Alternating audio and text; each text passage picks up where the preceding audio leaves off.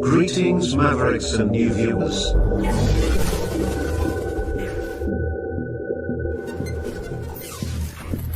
Tonight, direct and live from the Maverick News Network World Studios. This is Maverick News with Rick Walker.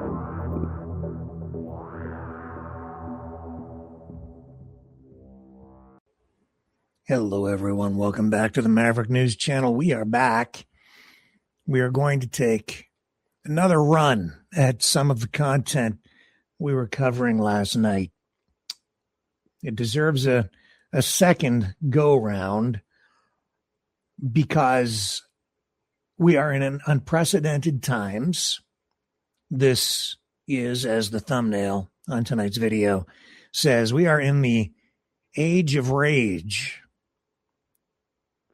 I became somewhat enraged last night because it became known to us that this viral video of Sophie Cunningham, the WNBA star, where she talks about racism in the WNBA, apparently it isn't actually, well, it's kind of fake. The thing is, I checked that video for authenticity before going live. And yet still, even with that level of due diligence, it slipped through the cracks, and it does appear that it is fake. There's a lot to talk about with regard to that tonight, because as I said, well, I'm not going to repeat the language. It's exasperating, and it's dangerous, and it's happening right now again as we speak. It's not just me. It's not just you. It's everybody that is being duped. And it isn't just the government.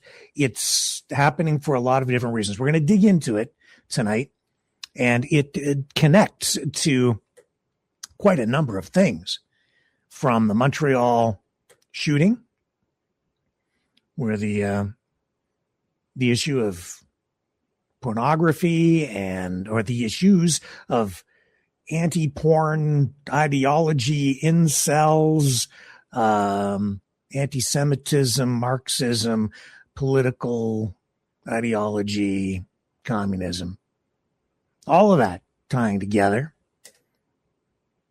Also tonight, CUSMA, the trade deal between Canada, the United States, Mexico. Looks like Trump's not interested, maybe. So it appears, sort of maybe. Won't renew, maybe, the trade deal with Canada. Deadline tomorrow.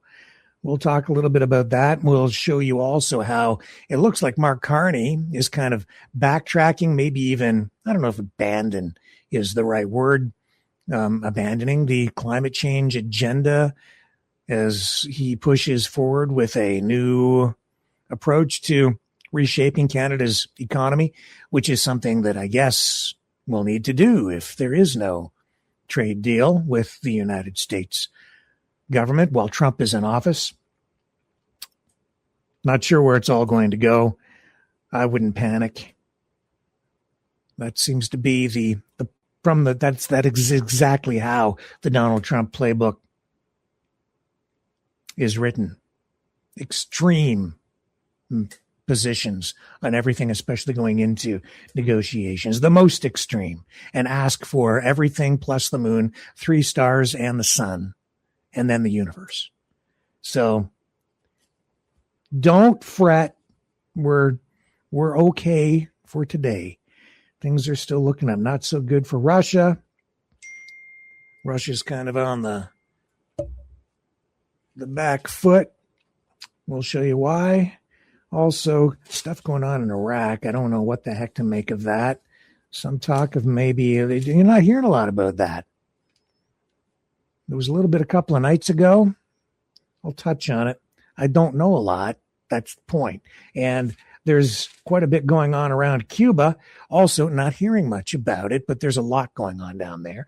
And that also ties back into our discussions about what's real, what's fake, how government, and particularly the Trump administration, is framing things to screw with our minds in order to manufacture consent among all of us in order to do maybe unspeakable things and crazy things and some really dumb things. And there's no B in that, by the way. It's just spelled D-U-M. You can drop the B. It's the new age of rage. And birthright citizenship upheld by the courts today. If we have time, we'll maybe touch on that too. There's so much going on. Also, another court ruling that will open the gates to massive spending by super elite, mega rich, billionaire, trillionaire donors to political movements. So there goes democracy. And then Ian Dragon from Montreal is going to join us, I think by telephone, to take a second look at that manifesto from the Montreal Shooter, because that has been a source of controversy. It's 104 pages long. He has been digging into it, reading more and more of it, and we'll find out why that also connects to everything I've just been talking about. And the show begins. I hate calling it a show. I hate calling anything news related a show. It's supposed to be a program, not a show, but that's kind of what we're getting on this. What is it? It's June 30th, last day of the month, 2026. Trump's golden age of rage.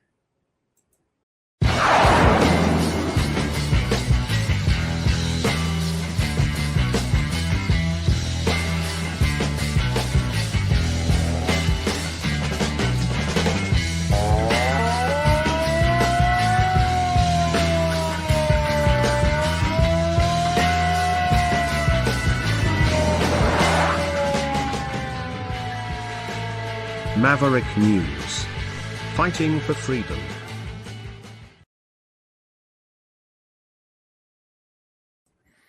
Let's start with talk about a little talk about what's going on with the trade deal, trade talks.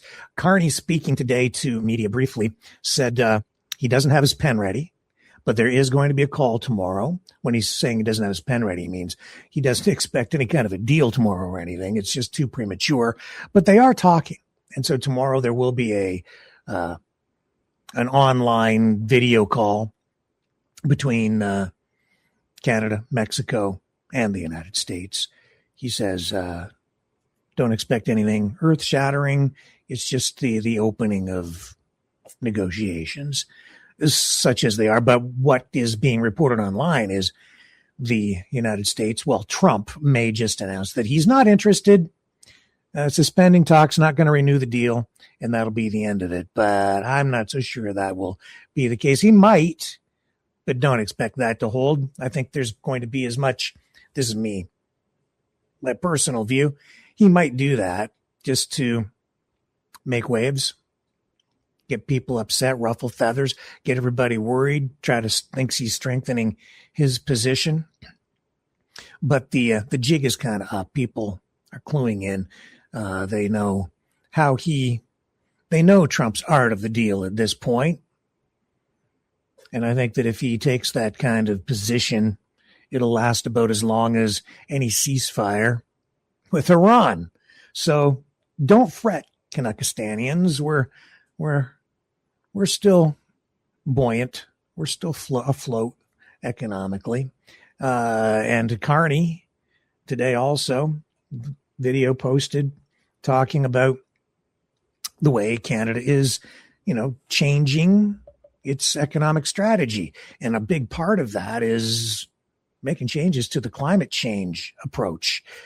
I don't know if you'd call this abandoning. I don't think that's exactly what this is, but certainly, but people on, the left side of the political spectrum, their heads are blowing up tonight because it sounds like he is, to them, abandoning the climate change agenda in order to pursue a stronger economy.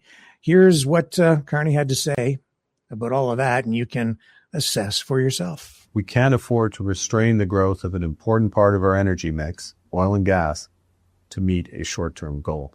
I want to be clear on this point.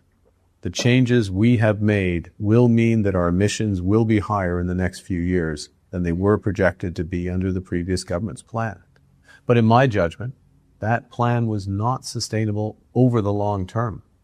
It would have been too expensive for Canadians who are already struggling with affordability. It would have let down our partners who need new sources of energy, and it would do so right at the time when we need them to help us become more independent of the United States. We can't afford to restrain the growth of an important part of our energy mix, oil and gas, to meet a short-term goal. I want to be clear on this point. The change.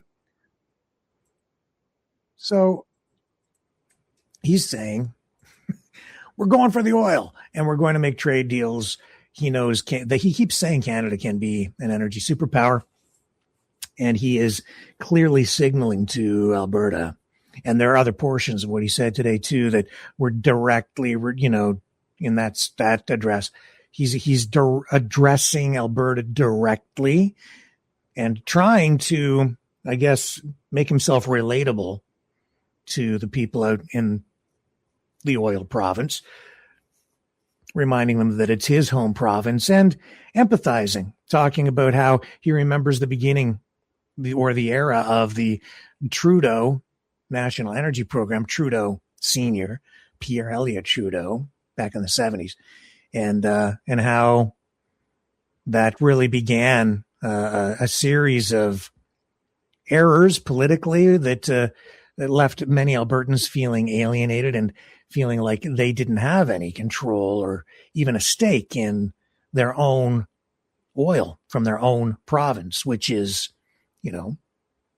that's largely true too. So he is trying to address those concerns as we make our way through this super hot summer toward the fall, when we will have this referendum on maybe having a referendum. And the fever pitch out there is reaching a fever pitch. It's because it's hot and the issues are hot and people are hot under the collar. And last night we showed you how it's boiling over into that attack that I told you about. It wasn't an attack. It was a struggle, a skirmish, a scuffle that ended up with an Alberta separatist protester falling to the ground. Some say pushed, not just to the ground, but falling out into the middle of the street and almost getting run over. So there's that going on out there too. It is the age of rage, and that was just one example from last night. Now, when we do go to the phones with Ian, a.k.a. Dragon in Montreal, we'll probably leave them open too. So if anybody out there wants to call in and add some thoughts to what we're talking about tonight, that will be your opportunity later on in the broadcast. Now, speaking of rage, this story is enraging a lot of people. Trump's ballroom getting a $500 million deal. They've, I guess the White House has handed Clark Construction a $500 million deal to build the new East Wing ballroom. No other bids coming in, didn't put it out for tender. They just ran it through the executive residence. This is a small office that is usually used to just buy, knickknacks, decorations, redecorate the White House when the new president moves in, things like that. But this is a $500 deal. And this is a project that has ballooned, tripled in price along the way. Originally supposed to cost about $200 million, now about $600 million. That's about a little over $500 million. So that's got some people angry. You could see that one coming. And we haven't heard the last of it. The funding for all of that. It's certainly a different approach than what we're getting here in Canada with the restoration of 24 Sussex, the residence that would normally be used for the Prime Minister, but has fallen into a state of disrepair, as we all know. On the international front, things not looking good for Putin over in Ukraine. Crimea is on the edge, man. The Ukrainian drone attacks over there have been extremely effective. They've cut off all of the lifelines for Crimea, except for the Kerch Bridge, which has also been damaged and can no longer support heavy traffic and full loads going over to the peninsula. As a result, the area of Crimea, it looks like it's a holiday hotspot, speaking of heat, a playground for Russia's, upper middle class and affluent. That's what it's become since Russia went in there and occupied it, starting back in, I believe it was like 2014, which was really when the war with Ukraine actually started. And this current war, full-scale invasion, 5 years ago now, a 3 or 4 or 5 day war was expected or predicted or told. We were told by the Kremlin that that's how long it would take, now into 5 years. And while it looked like taking back Crimea was unthinkable for Ukraine, even just a number of months ago, things have changed. Ukrainian fortunes have certainly changed, and that is largely because of these ongoing massive attacks, day in, day out, day after day. They've been relentless, especially over the past month, with the attacks, the drone attacks ramping up. One day this week, they launched over 600 drones and missiles into Russian territory, targeting logistics chains, that's shipments of supplies for troops in Ukrainian territory and in Crimea as well. And they've also been, Ukraine has also been obviously targeting oil refineries, and it's putting a lot of pressure.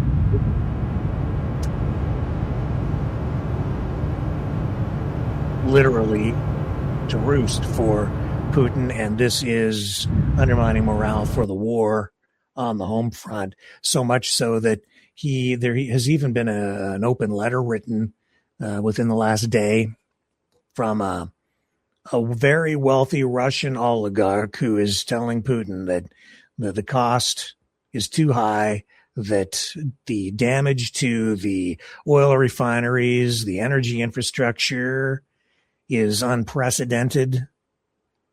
Putin acknowledging it, actually talking now about having to import gasoline because there are gas shortages that are happening over there. And that appears to be very truthful. It's happening.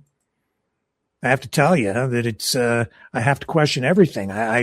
With especially anything in a war zone right now, because there's so much propaganda, and truth has been a tragic casualty of war, the wars in Iran and in Ukraine as well. Now the war isn't just in Ukraine, it's in Russia, and this is what is happening at gas stations where you have long lineups for fuel and people are getting frustrated. Pull down the audio on that. This is a Fox News post, but these are social media clips from Russia, and they are fighting anger.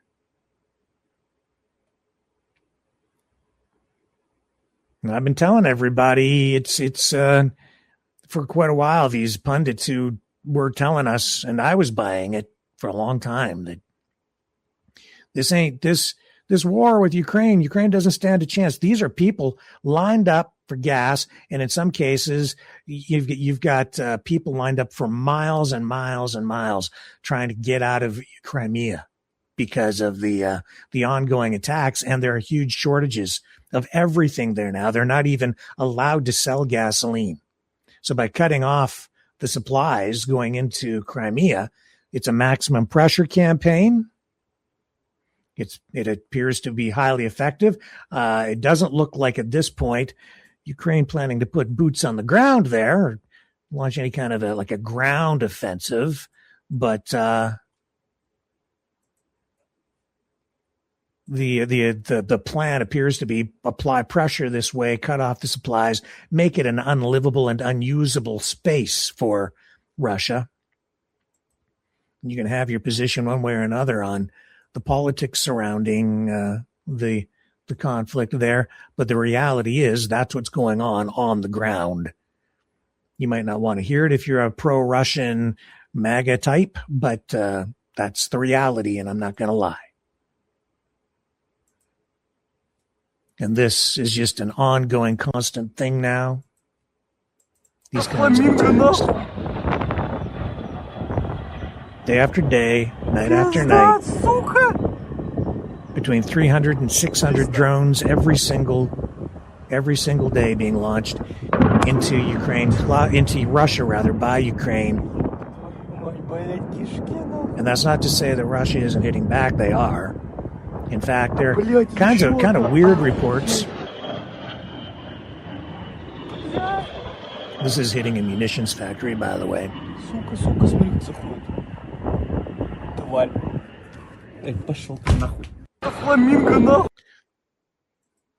Strange reports coming out. I don't know what to make of them because there's so much propaganda that comes out from the Russian side. Because there's politics that gets played there inside Russia as well. It isn't just like coming straight from the government. There are political opponents within the country too that try to paint a particular picture or slant information a particular way to benefit them politically. But I've been seeing military figures, commentators in the West talking about what's going on over with the Ukraine conflict, talking about Putin ordering maybe a massive assault on Kyiv, to take Kyiv. Just the ramped up rhetoric about possibly using a nuclear weapon, not just against Ukraine, but actually using it against European targets, keeping in mind, of course, that for quite a while, Russia has been saying that they are at war with NATO and the United States, not just Ukraine. And they've made that assertion a long time ago, like a year ago, I think at this point now, Putin coming right out and saying it. Not acknowledged over here, kind of ignored. Empty threats is kind of the view, I think, that is being taken on the Western side. Could be, maybe not. I don't know. So far, we haven't seen that kind of escalation. There's something strange going on, though, around like the border of Finland. I think the border kind of being restricted or cut off there by Putin. Some sort of a order given to prevent cross-border traffic. It looks like something's up. We don't really know. But you keep your eyes open. Keep your eyes open. And when I'm talking about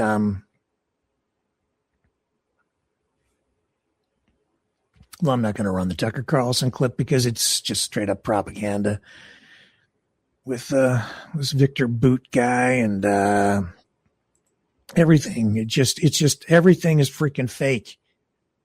It's become awful. You can't tell what's real anymore. You go back to this to Trump's Great American State Fair. They're saying this is like this illustrates how they're playing some sort of a weird mind game. Here's Fox News. I haven't seen this particular clip, but they keep reporting that there are thousands of people there, and clearly there are not.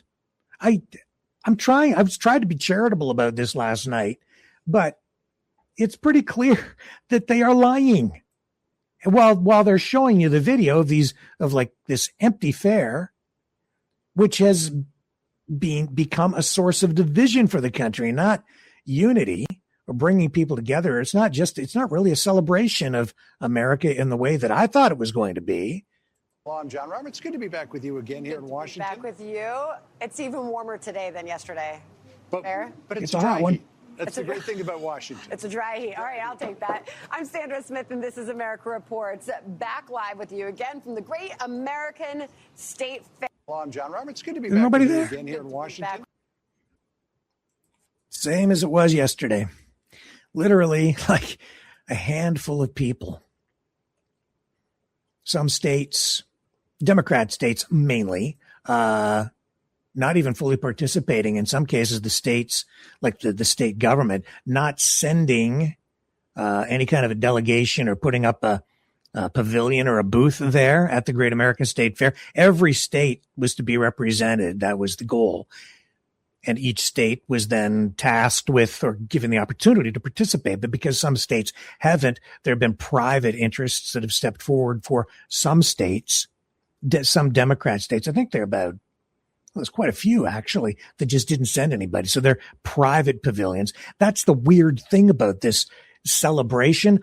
When Trump first started talking about this Great American State Fair, when he was first reelected coming back in, he made it sound like this was going to be some huge, grand, fantastic thing. But when I'm looking at these reports, what you see is it's in the National Mall, and they've just got these individual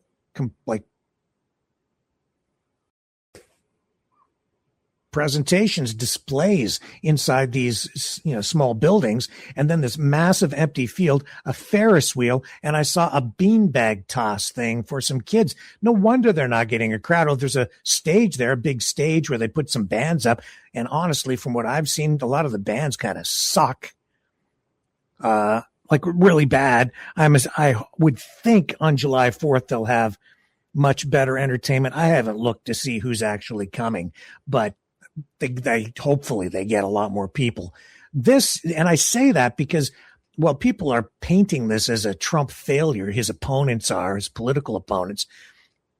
And the two sides are engaging in an information war to screw with your mind, where the one side is showing really what is going on, the reality of it, I think, where it's extremely low attendance and in some cases, no attendance practically. I think there were 6 or 7 people standing in front of the stage all day today. That's it. Listening to this terrible band that, at least it was terrible to me. It was off key. It was awful. It's the middle of the week though. It's super hot. They'll probably get a lot more people on the weekend, but this is the 250th birthday of America, the world's most powerful nation, the world's biggest economy, or maybe second biggest, and the world's most powerful military, probably maybe, except that they're still struggling with this thing in Iran. But it's just such a proud country. United States really has been, at least to me, a beacon of hope for the whole world since I've ever been alive. I've always looked at the United States as that bright, shining city on a hill. And this is the way that they're celebrating the 250th anniversary of the country. It's a huge disappointment. I just expected that they would put a lot more into it. And instead, what we're getting is this sort of, it seems like a half-hearted effort in some ways. And the not all the states are into it. They don't really want to participate. That politics is so divisive. It's awful. It just shows that the anger, the political division, the divide, the rage has become cancerous. It's eating away at national pride. When you've got a government in place that is supposed to be all about national pride, MAGA, make America great again, wrapping the flag around himself, and all the MAGA people, grabbing the flag. But as we've seen up here in Canada too, because of that political divide, the flag itself has become divisive, although that's been the case for so long because of wars like Vietnam and the controversies surrounding all of that. What a very strange, dysfunctional country. But I love America, but that's kind of what's going on out there. Not kind of, that is what's going on. And the Great American State Fair, I think, is a reflection of exactly what the state of America is right now. What's going on in Iraq? I don't know.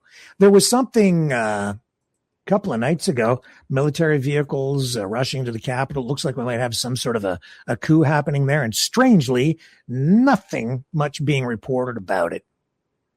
Not really clear what has been happening over there, but I think there is something going on. And I know there's something going on. It looks like some arrests were made over corruption, and I'm not going to report much on it tonight because I don't think the information coming out of there is actually necessarily factual or clear. Just be aware that there's something going on that we're not being told much about. So there's going to be more happening in Iraq. Iraq 2.0, I hope not. Terrible. That would be a huge mistake. Oh my God. Don't be surprised, I would say, if it isn't connected to what's going on in Iran somehow. There are also tonight indications. And actually, I noticed this over the last couple of days.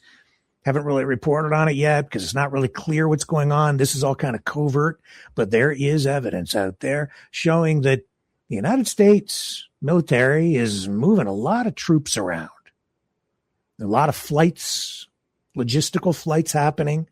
It looks like there's some major deal going on. And there's speculation out there that this whole MOU, Memorandum of Understanding, that is supposed to maybe lead to some sort of, productive peace talks and an ultimate peace deal, that it might just be all a ruse. They might just be buying time as they prepare for some sort of a really major ground invasion. I can't say, you can't say, nobody can say for sure because I think it's all kind of hush hush top secret. But if you do the digging, look at the research, you can kind of see where some assets are being moved around, and it's very suspicious. Trump kept saying that he doesn't want to get into endless wars, as opposed to putting boots on the ground. But because of the way everything has gone with the Strait of Hormuz, and because we have something of a ceasefire in place that isn't a ceasefire at all, and they're still firing at each other. I'm not sure exactly what the status is at this moment. But even after that MOU is signed, Iran fires at a ship that wasn't navigating properly through the controlled channel, which I guess under the agreement, technically, they had the right to do that. But the United States, with Trump, then responded by attacking targets inside Iran again. And then we're away to the races with aggression. Then they're kind of calling it off, and it's like, oh, we're going to talk some more. It's just been crazy, silly, and kind of stupid. Really, it's about the dumbest war ever. At least that's the way it appears so far. Though no B in dumb, by the way. Because it's the age of rage. Let's take a short break. I'm going to come back. I have so much more tonight. So much more. It's going to make your head ache.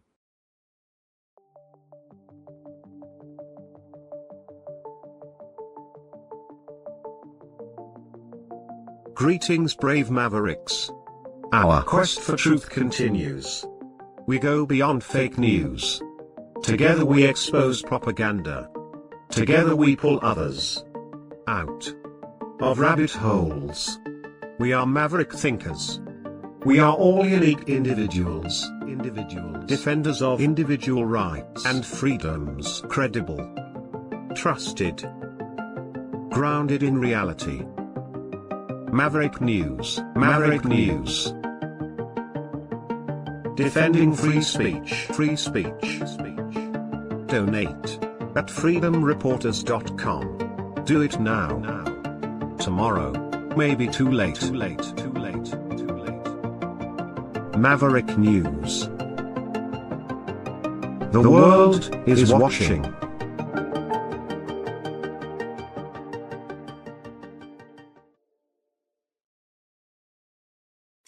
All right. We're back.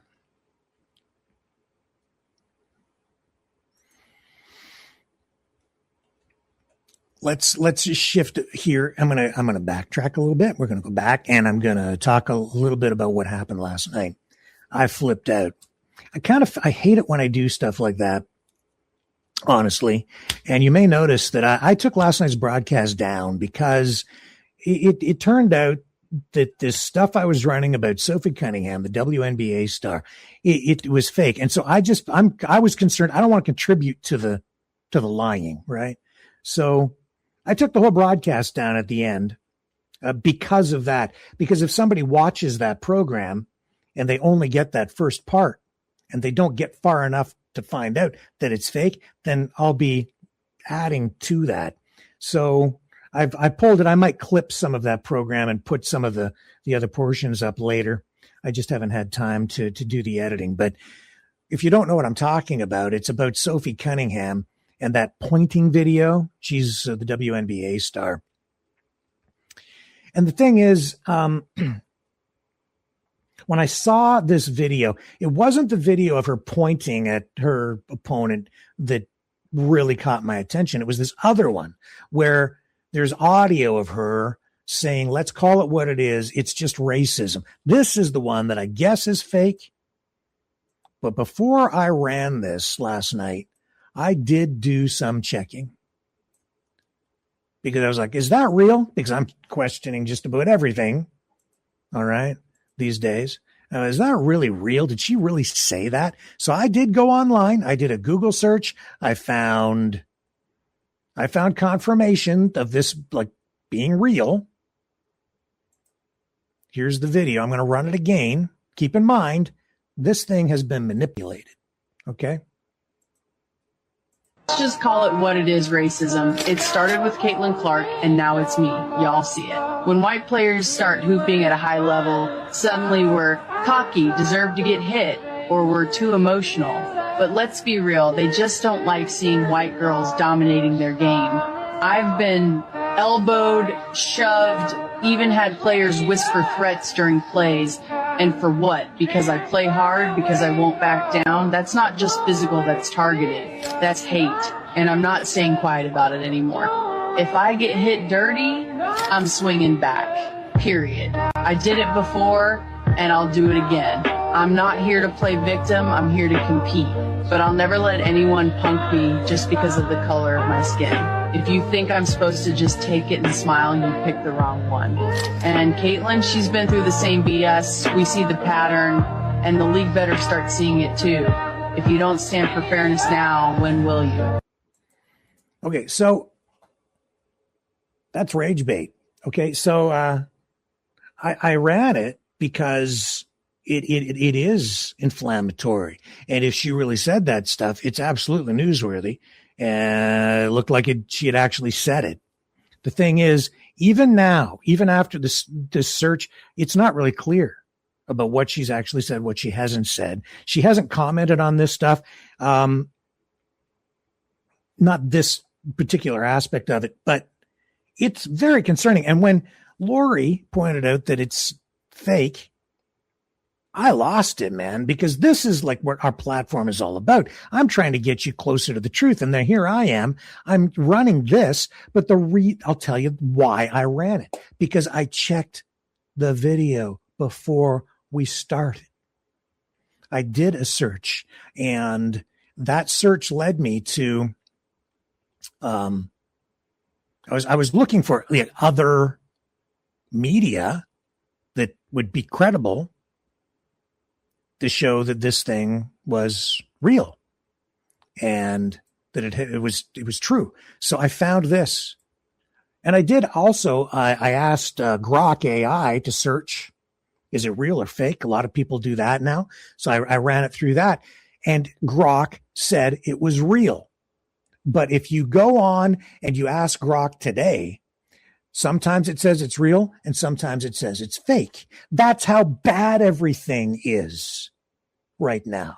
Even AI can't tell whether something's AI, fake, real, edited, whatever, can't tell.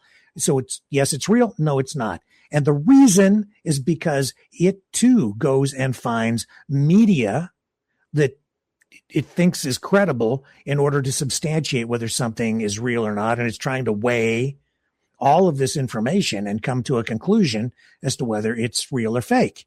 So this is the post that I found, and it's over on a website called the Shadow League.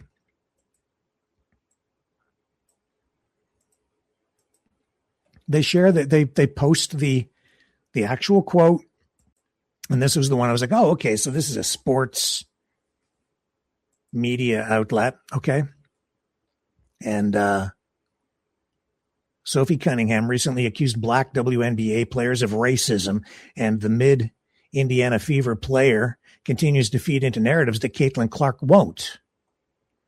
Headline, don't like white girls dominating their game, in quotes. Sophie Cunningham is willing to push divisive WNBA narratives. Caitlin Clark won't. If you scroll down,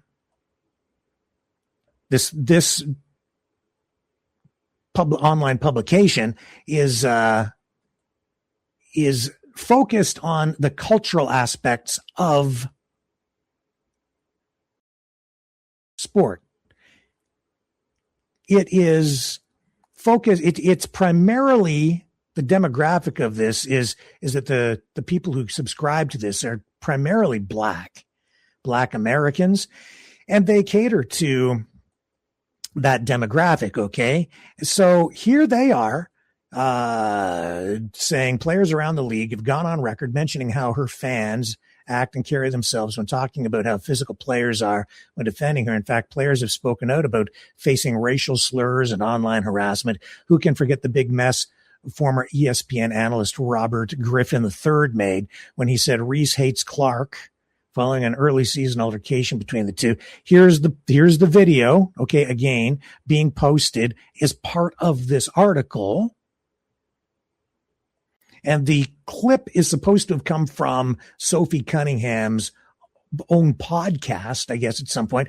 Last night, I also went, before coming on air, I went and I found what was supposed to be the original source for it. I just didn't have time to watch like an hour and a half long thing. And I did go in and I found some clips that sounded like they probably helped make up whatever it was that they had cut together here, obviously cut together.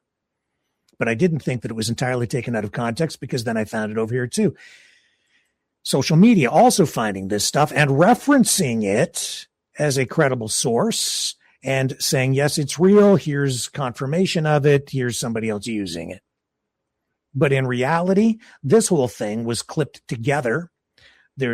I can't tell whether it's done with AI, partially with AI, whether it is pieces and clips of Sophie Cunningham speaking, and then the clips all kind of cut together, clipped, put together to make her say stuff out of context from what she's actually ever said. But it looks like she didn't really say these things. But right there's the quote. They just don't like white girls dominating their game. Let's just call it what it is, racism, Cunningham said. Now, the reason that is important is because when they publish that online, it gets into the metadata. It then becomes searchable. I've also found that when media outlets post first, it is first out of the gate. That gets traction right away. It's very Orwellian, but the way the system works is it puts that information front. Social media grabs that. They believe it. The AI systems believe that to be true, and they start to report that themselves or repeat it, echo that as being fact until other information comes along that might contradict that, and then they're weighing all of this stuff.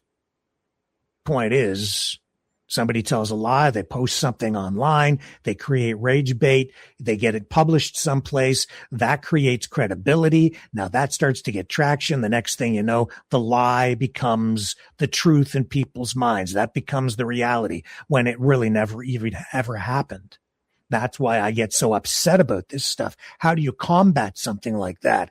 This thing was going viral. Now, it hasn't been picked up by mainstream media per se, or legacy media, or any of the major sports outlets. But this, to me, appeared to be something that was gaining a lot of traction. And that's because if you go online and look at what's happening on especially X, which has become this massive social media cesspool, if you go look at that, and you'll find like post after post after post after post of the MAGA sphere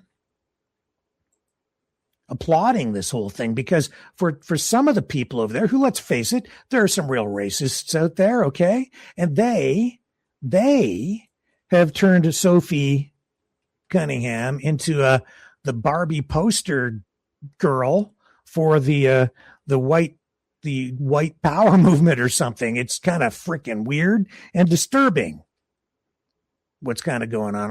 Let's just take a little gander at, I'll just do a random search here if I can get the computer to cooperate. See if I can just call up something to kind of illustrate this for you. MAGA, Sophie Cunningham. Let's bring it up. We'll do it in real time, see what we get. I didn't queue these things up, but yeah, like here you go. So here's one of the things that's before I even do this, whoever created this thing, this is what's also maddening about it, is they can't lose. This is rage bait. This is a way to get a lot of clicks to a channel or a social media platform. And they know that a clip like that will piss people off on both sides. They know that there's prejudice all over the place, and anger and racial division, animosity, friction. It goes back to the, 1600s. It's that deep, right? Slavery, the whole racial divide thing. It just persists. Civil War, South.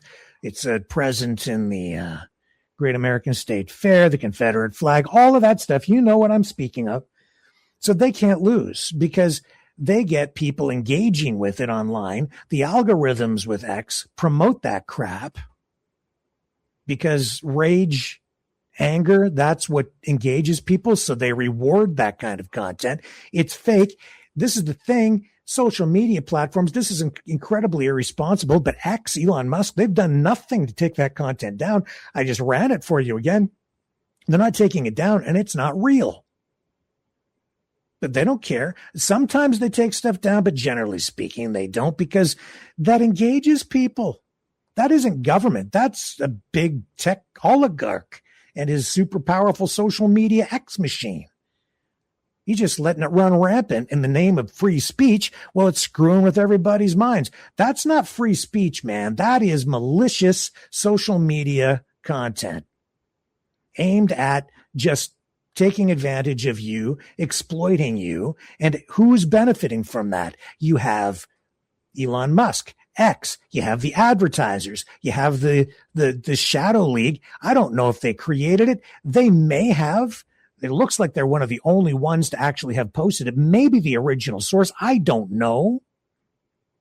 I did send them a message today. I've tried to reach out to them. I've invited them to come on the program, including the author of the article, but I really doubt I'm going to get a response and have not had one back so far today, asking them specifically about this, because I would like to know, did they edit that video together? If they did and they say it's real, then I want you to prove that. Show me the original source, because this is confusing people. It's very harmful. It's not serving the public. It's serving them. They benefit. Advertisers benefit. Social media companies are benefiting from it. Some political groups feel like they'll be benefiting from it.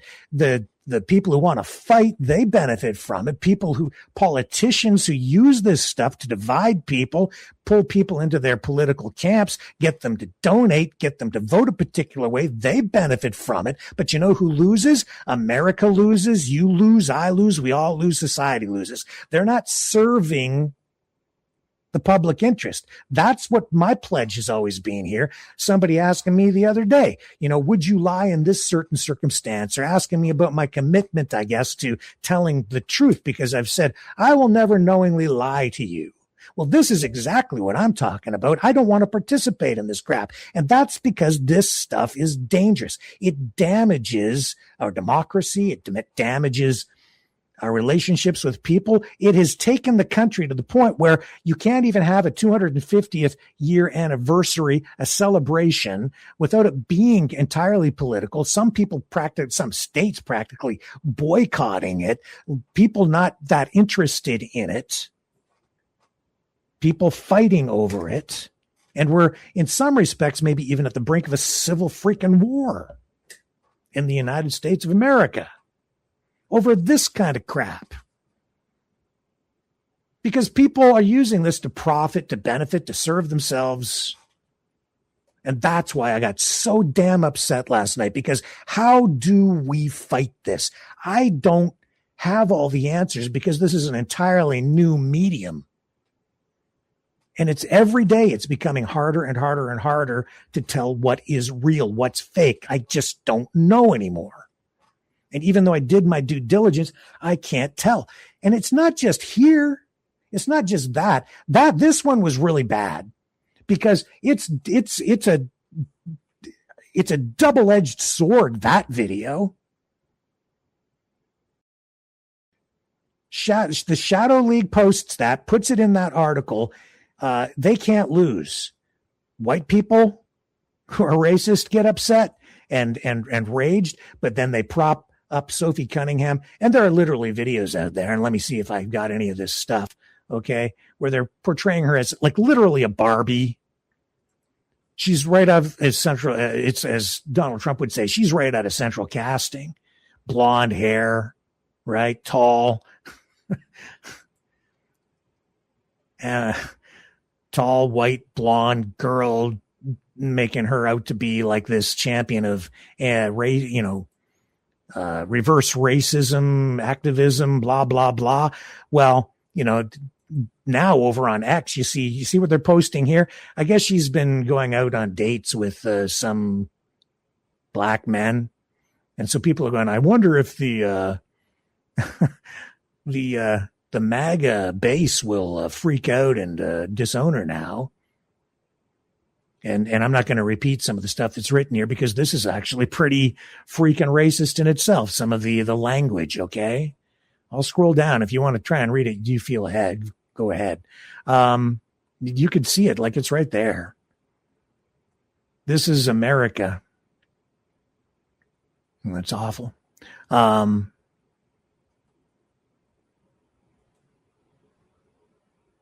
WNBA player Sophie Cunningham did not release this statement endorsing Trump. See, there's another one. MAGA is so desperate for celebrity endorsements that they frequently share fake ones.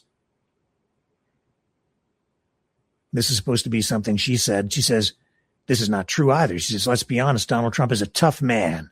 He can be blunt, outspoken, and unapologetic, but in my lifetime, no one has fought harder for the heart and soul of America. I support Donald Trump. I guess she didn't say it.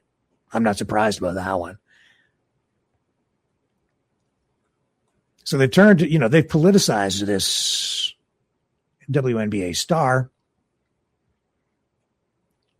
And right here, Andy Fromey, Republican women are the best. You have Sophie Cunningham, the MAGA Barbie herself, retweeting clips from the Charlie Kirk Memorial. And over here, yeah, I did watch this on Fox. Gutfield just turned one small Sophie Cunningham moment into a giant meme. And honestly, this is exactly why the internet moves faster than the media can control. One clip, one reaction, one joke, and suddenly everyone is talking about it. Well, the usual talking heads try to still set the narrative. They don't. The people do.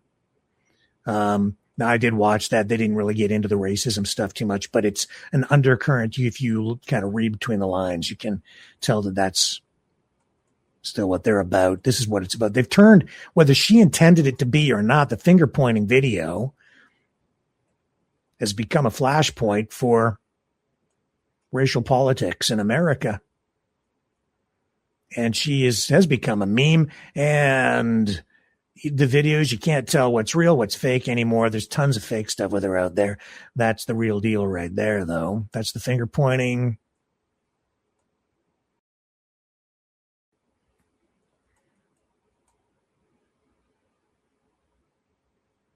But then on the other side, as I say, with you're getting the other side is using it to say, you see how racist these white people are?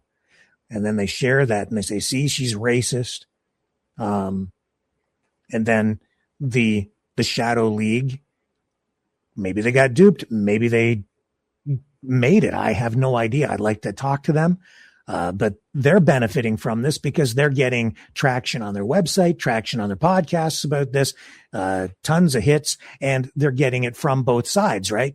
Both sides reading it, but especially from from their demographic, where they're using it to just highlight the racial issue that they're really ramping up.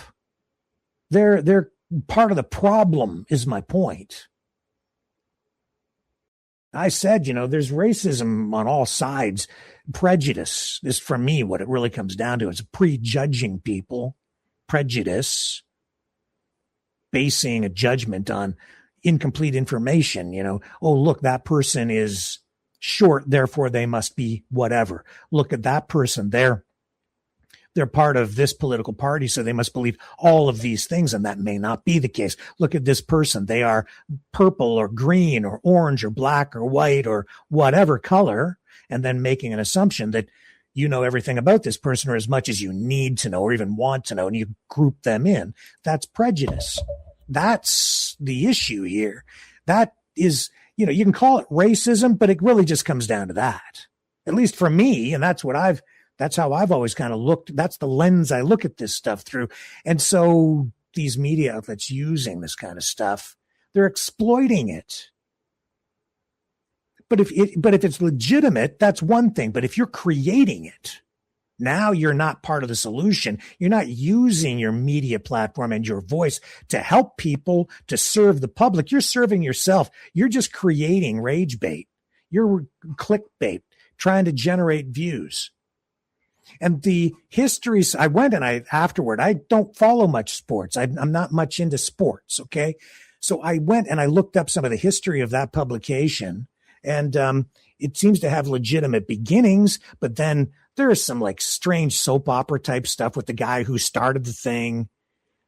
I mean, really weird stuff, sexual stuff on a plane, and excuse my language, but masturbation next to somebody, I guess, a woman who ended up suing the guy who started it. It was weird. Then the thing got dry. I don't know.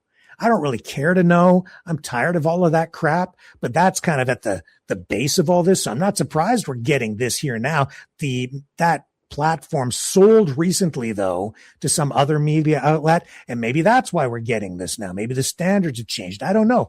All I can say is I'm open to talking to anybody. I've put the message out there. The invitation is here. Let's see if they come forward and give us some sort of an explanation. But for now, I don't trust them. I don't trust that media platform anymore, not until I get an explanation. Too much craziness around it. And it's not credible when they're publishing that kind of stuff. And I am so glad that I was caught in process last night. I'd be running a retraction anyway if it came to my attention, but that makes me wonder how much stuff is actually slipping through the cracks. And the thing is, it's not just me, and I'll give them the benefit of the doubt. I'm still doubtful. Like, I'm still questioning. I'm not trusting anything from that platform anymore, but I'll say there's a high probability or possibility that they got duped too. The guy who wrote that article, he may have just been duped and didn't realize it, and the post is still up. The article is still up, but if so, he should correct it. It's a terrible situation. It's awful. And we're not the only ones. It's happening every single day. And it's a lot of it is because of the tone, the approach, this new age of untruth, the post-truth era. I'm calling it now, the age of rage, and that's because of what goes on with President Trump.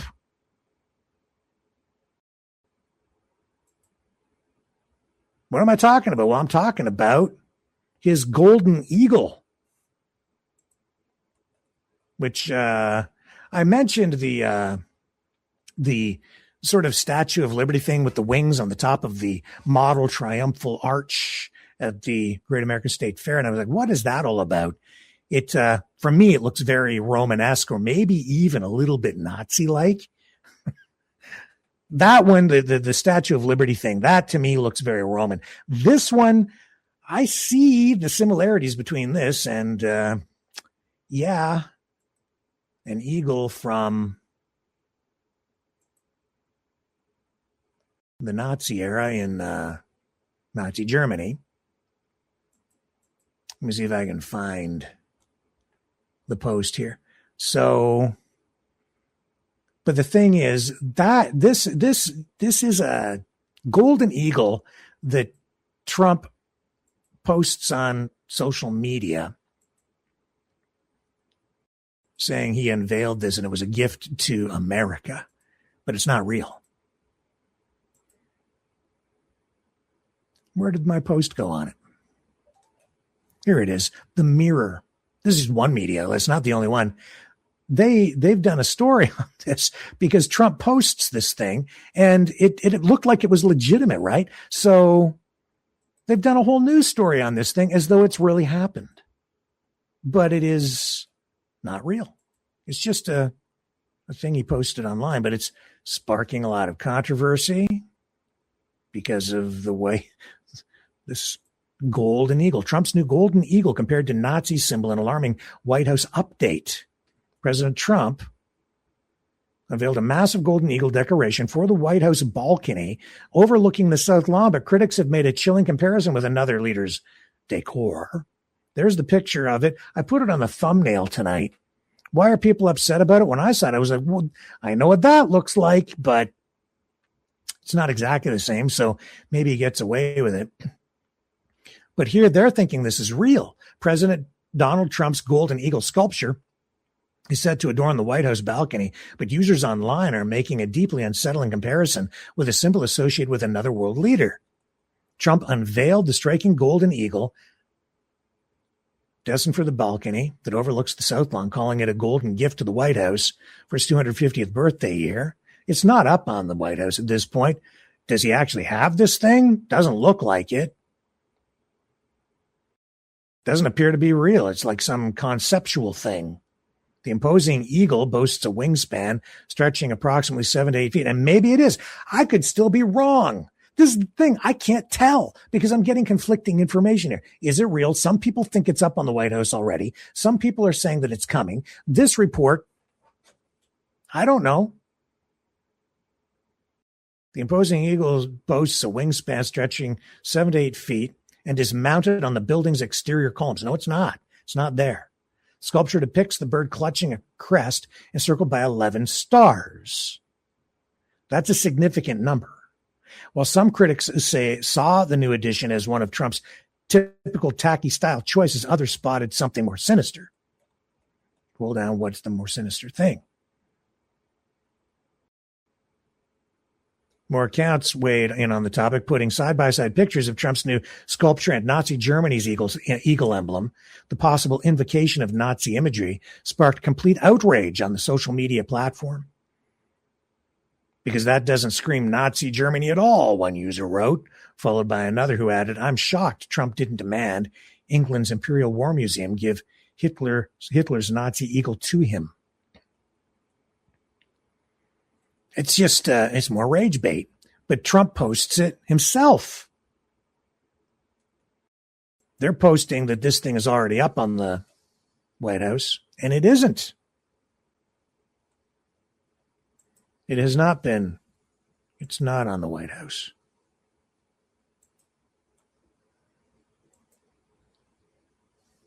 Fake news or duped news. I don't think they posted that stuff intentionally. But it's not real. It didn't happen. It's not there. And the 11 stars that I say are significant, you know why? Those are the 11 Confederates that they said to represent the 11 Confederate states. You know, you would think that it would start with 13 maybe, But no, it's 11. Why? Maybe the Confederate States. What is that? Is that like a dog whistle to the racists? I don't know, man. I don't want to believe this stuff, but it's all there. I was like kind of taken aback by that triumphal arch Statue of Liberty winged angelic thing where they've taken, I think this, to me, that is a symbol of hope to the world. It was given to the United States as a gift from France. Give us, weak, you're hungry, the poor. It's about liberty. It's about freedom. That's what the Statue of Liberty is about. By adding the wings, they're adding something angelic, Christian about it, because let's face it, this is where they're going. They're trying to create some sort of a Christian theocracy, or at least that's maybe they feel they already have established that through the Trump administration, because there's this ongoing debate. Is the United States a Christian nation? Is it a secular nation? Is it a free market, free enterprise, capitalistic nation? Well, let me come back here. And Ian, I know that it's about 8:00, but I know you're listening, but I need a little more time before we bring you in on the phones. And when we do that, we'll also open things up if anybody else wants to call in tonight. Communism, religion, that's at the heart of a lot of what's going on here. And it is being used as a political dividing tool. Here's Caroline Levitt, a clip from her talking about this. I bring it up. It is important because Trump is using social media and his mind games to, I think, frame what is a ramped up war, that not just a war on, is a war on liberalism, classical liberalism, not the Liberal Party, but they're framing all of their political opponents now as communists. And this smacks of some sort of neo-McCarthyism. After his election, the president invited him in to have productive conversations about the future of our country. However, I know the president and many Americans are extremely concerned how far left the Democrat Party is moving. You see these candidates, this is not your granddaddy's Democrat Party. These are communists. The president is right to call them that. They want to abolish private prisons. They want to abolish the police. They want to abolish private property. These are radical Marxist ideas that have never worked in the history. They want to abolish private prisons and private property. Whew, that caught my attention. Now, this is a president that originally I thought had a lot of promise for someone like myself who believes in the free market. But she's saying these communists want to abolish communists, aka socialists, and Trump and the MAGA, hardcore MAGA people use those phrases interchangeably. And that's basically anybody that disagrees with them, you're a commie. It's not true. Communism is something other than just socialism. And I'm not a great big socialist either, but there is a difference. And I get very concerned when I hear language like this coming from the White House and from the servants serving the president, using this kind of language, because they're also using words like domestic terrorist, and they're, describing the entire Democrat Party, which is their opposition, as a bunch of commies now. And I'm worried that this might lead to something really more dramatic, where they're just throwing political opponents in jail. I think it's kind of happening to some degree right now. But then she's talking about they want to abolish private property. I don't think so. And abolish private prisons? Why are you so focused on that? I'll tell you why. Because I started digging into this. When she said that, I started doing my research overnight. I'm up in the middle of the night and I'm looking at the numbers and the contracts and who's getting paid off and who's getting big bucks. This whole immigration thing, It's big business bringing them in, and it's also big business kicking them out. Huge business kicking them out.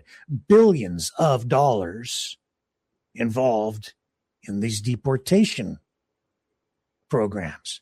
And the United States, she's talking about private prisons, and she goes on about how, like as though this is the norm for the United States. Actually, no. Private prisons make up only about 8% of the total prison population. About 8% of the people are held in privately run prisons in the United States. And most of the prisons are run at the state level. But ICE, deportations, that stuff, that's federal, and that's all being done privately. And the companies getting the contracts to run these prisons are making big bank.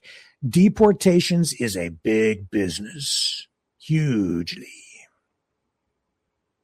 Huge. Now you see what the incentive is? It's a machine. It's a money-making machine. You think they're solving a problem, right? Haven't heard too much about it, especially since all the hullabaloo and the horrific shootings on the streets of Minnesota, Minneapolis. Follow the money, baby. Got to look more at that. They want to abolish the private prisons. Why are you even bringing that up, Caroline? What's that got to do with them being commies?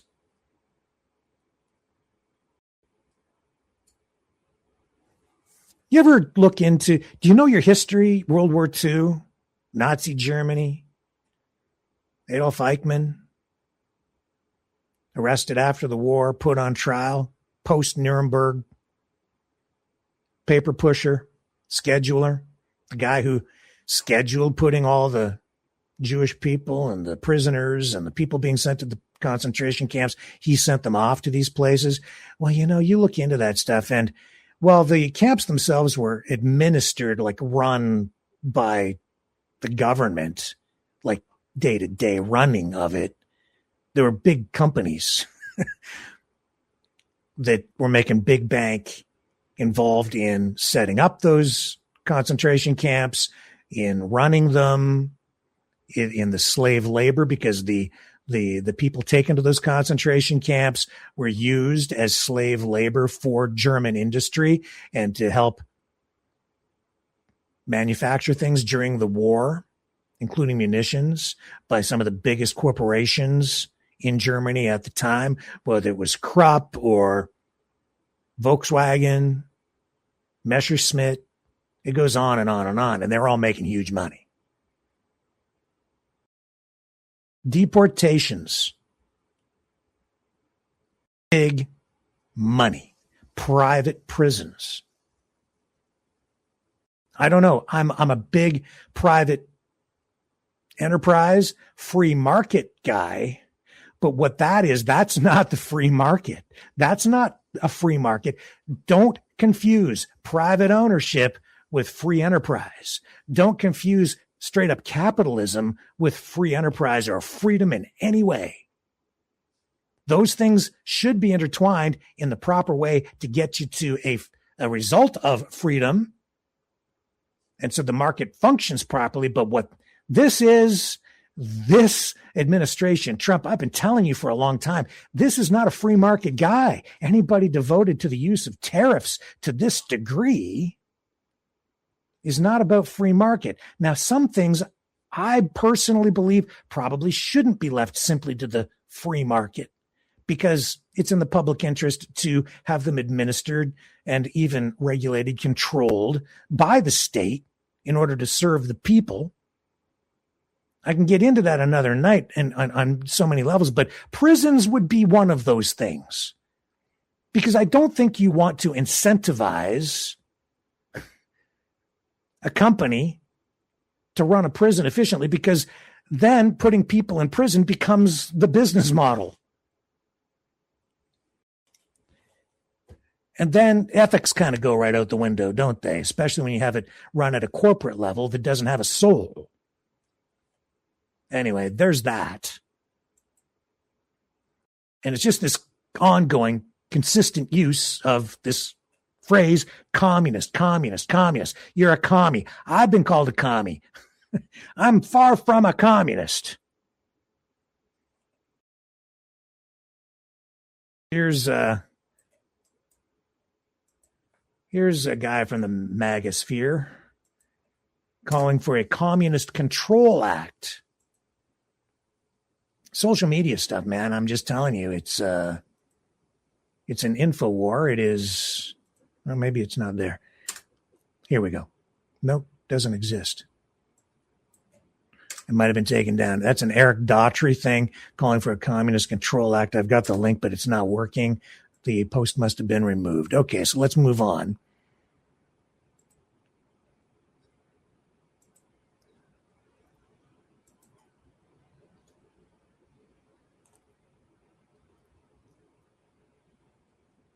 Marco Rubio talking about Cuba, Venezuela, communism. And this is a mind game too. Listen to this. I'm going to comment, and we'll go to Ian Dragon shortly. Here we go. This is about Venezuela, Cuba, blah, blah, blah. On Cuba, oil blockade on Cuba. There's no oil blockade on Cuba per se. Here's what's happening with Cuba, okay? Cuba used to get free oil from Venezuela. Used to give them a bunch of free oil. They would take like 60% of that oil and resell it for cash. It wouldn't even go to benefit the people. So the only blockade that's happened is the Cubans have decided, the Venezuelans have decided we're not giving you free oil anymore. And you can only imagine nowadays, the way oil prices are, no one's giving away free oil, much less to a failed regime. So the problem with Cuba is worse, okay? Their economic model doesn't work. Doesn't work. And the people who are in charge can't fix it. And the reason that I can't fix it is not just because they're communists, that's bad enough, but they're incompetent communists. On Cuba, oil blockade on Cuba. Excuse me. Excuse me. Venezuela is deciding that they're not going to send oil to Cuba anymore. What happened in Venezuela? Oh, yeah. Trump went in and kidnapped Maduro. Maduro's gone.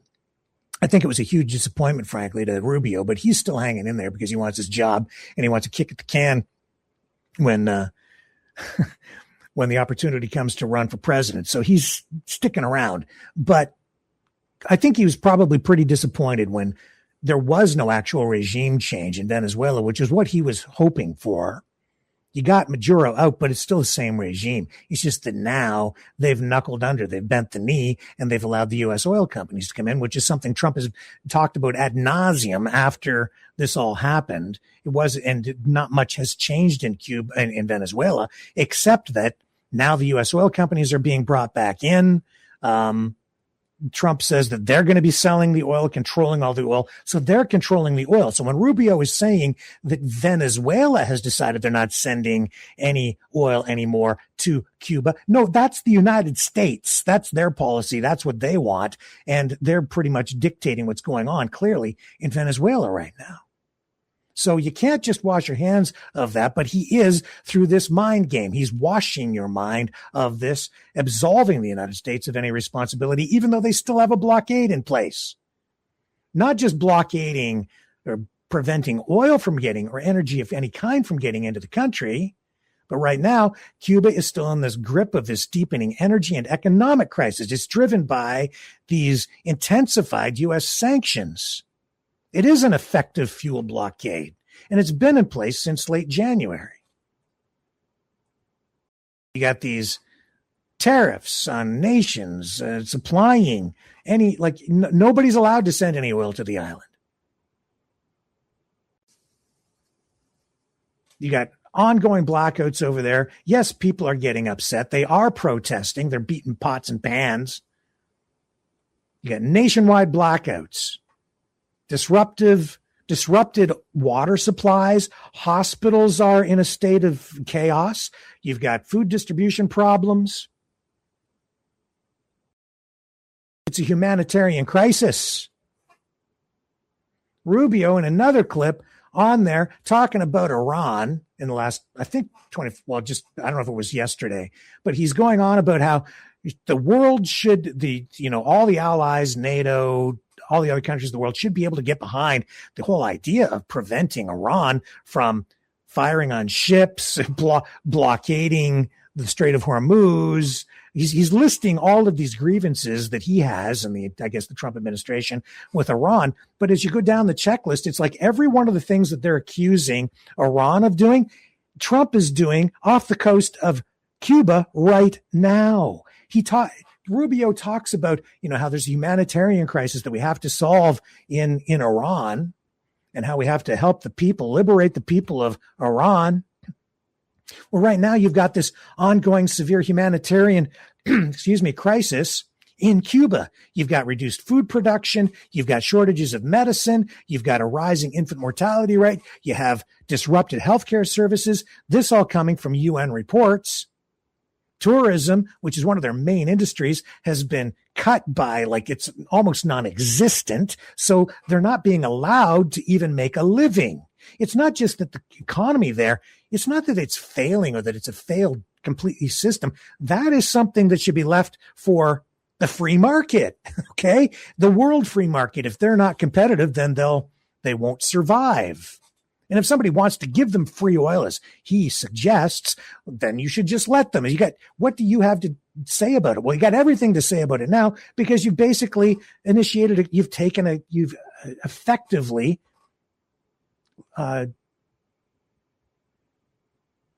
perpetrated a coup inside Venezuela. You've taken over the country, or pseudo control. You've got a puppet regime in there now. And so you've got these diplomatic talks still going on between Cuba and the U.S., but they're not letting up the pressure. It doesn't matter what Cuba is doing. And Rubio wants regime change there too. And I guess they probably want to go back to the way it was, pre-Cuban Revolution, whether like in the 50s, when you had the mob in there and organized crime running casinos and, living off the fat of the tourism industry in Cuba and controlling all of that and putting it under American control again. And that's really what it was. It was a playground for Americans and other people from around the world, but it was also a money-making machine there was a lot of organized crime in there. That is the truth. And the United Nations has condemned what the United States is doing off the coast of Cuba, saying that these restrictions on fuel measures that it's unlawful and it's a form of energy starvation and it's actually a violation of international law. But we've heard Trump say that he doesn't need international law. He doesn't care. Doesn't apply. You want to talk about globalism? Start giving your head a shake and start asking yourself, what's globalism really all about? The UN gets the blame. All the United Nations, that's plural. That's a bunch of nations respecting each other's sovereignty. And while I can understand the argument of nation states having to give up part of their sovereignty in order to adhere to or subscribe to or participate in international programs where there are certain standards and even international laws that everybody has to agree to and abide by. But that doesn't mean that countries have to give up their individual sovereignty. Quite the opposite. So these arguments that, I've largely entertained over the years, but with Trump in power, I'm seeing how that's playing out. And the reality is the United States just wants to, under him, he just wants to walk away from all that and just ignore any kind of international norms and not respect the borders of other countries, saying he can just pretty much do whatever he wants. And he's not just saying it, he's doing it. And there's a double standard. You want to talk about a two-tier justice system in your country? How about on the international stage? I believe in the United States. I do. And there's like two Americas down there. like on every level.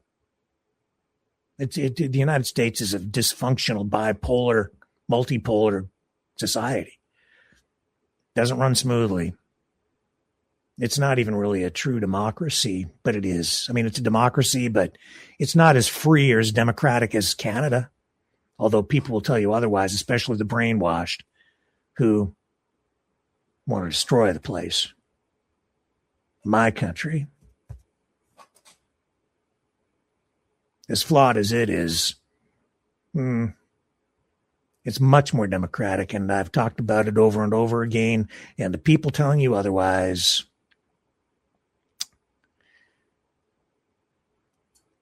reptiles.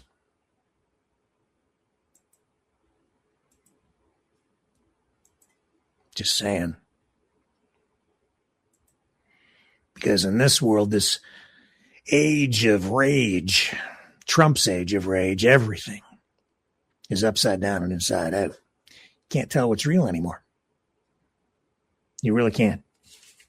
It's dangerous.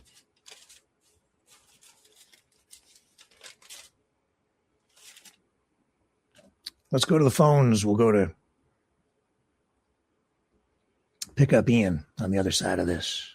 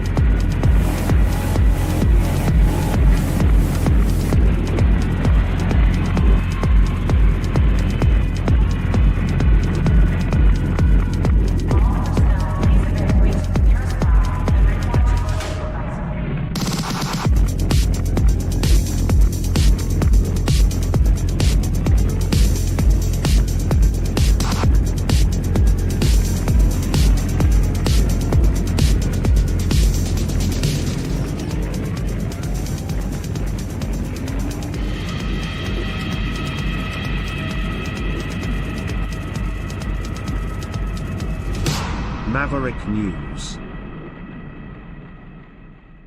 The world is watching.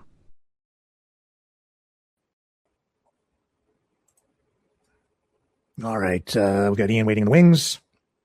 I need another moment to get everything sorted out here technically. And if you would like to call in, we'll open the phone lines to the public, to you, to the rest of the Maverick family, and anyone else from around the world that might like to call in and participate in the conversation tonight. But I need a moment. I'll be right back after this.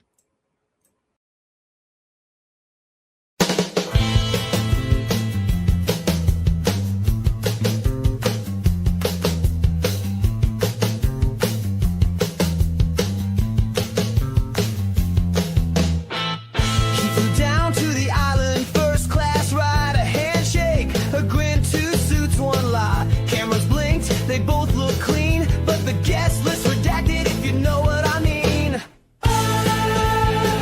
No files exist, just a little twist, nothing to see here. Move along, folks, the truth's in the vault with the dirty jokes. No names released, justice deceased to protect the victims. And Donald Trump, shh, don't say the name, you'll get dumped.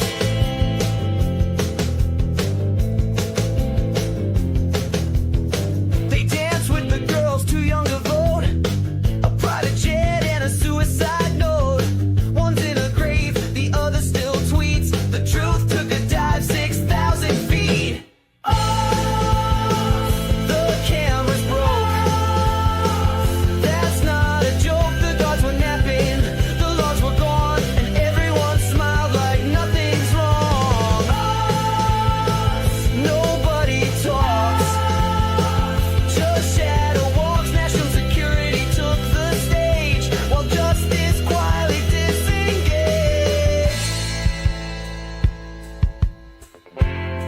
We can't release the names to protect the victims. And also Donald Trump, Coincidence? Just dumb luck. Right?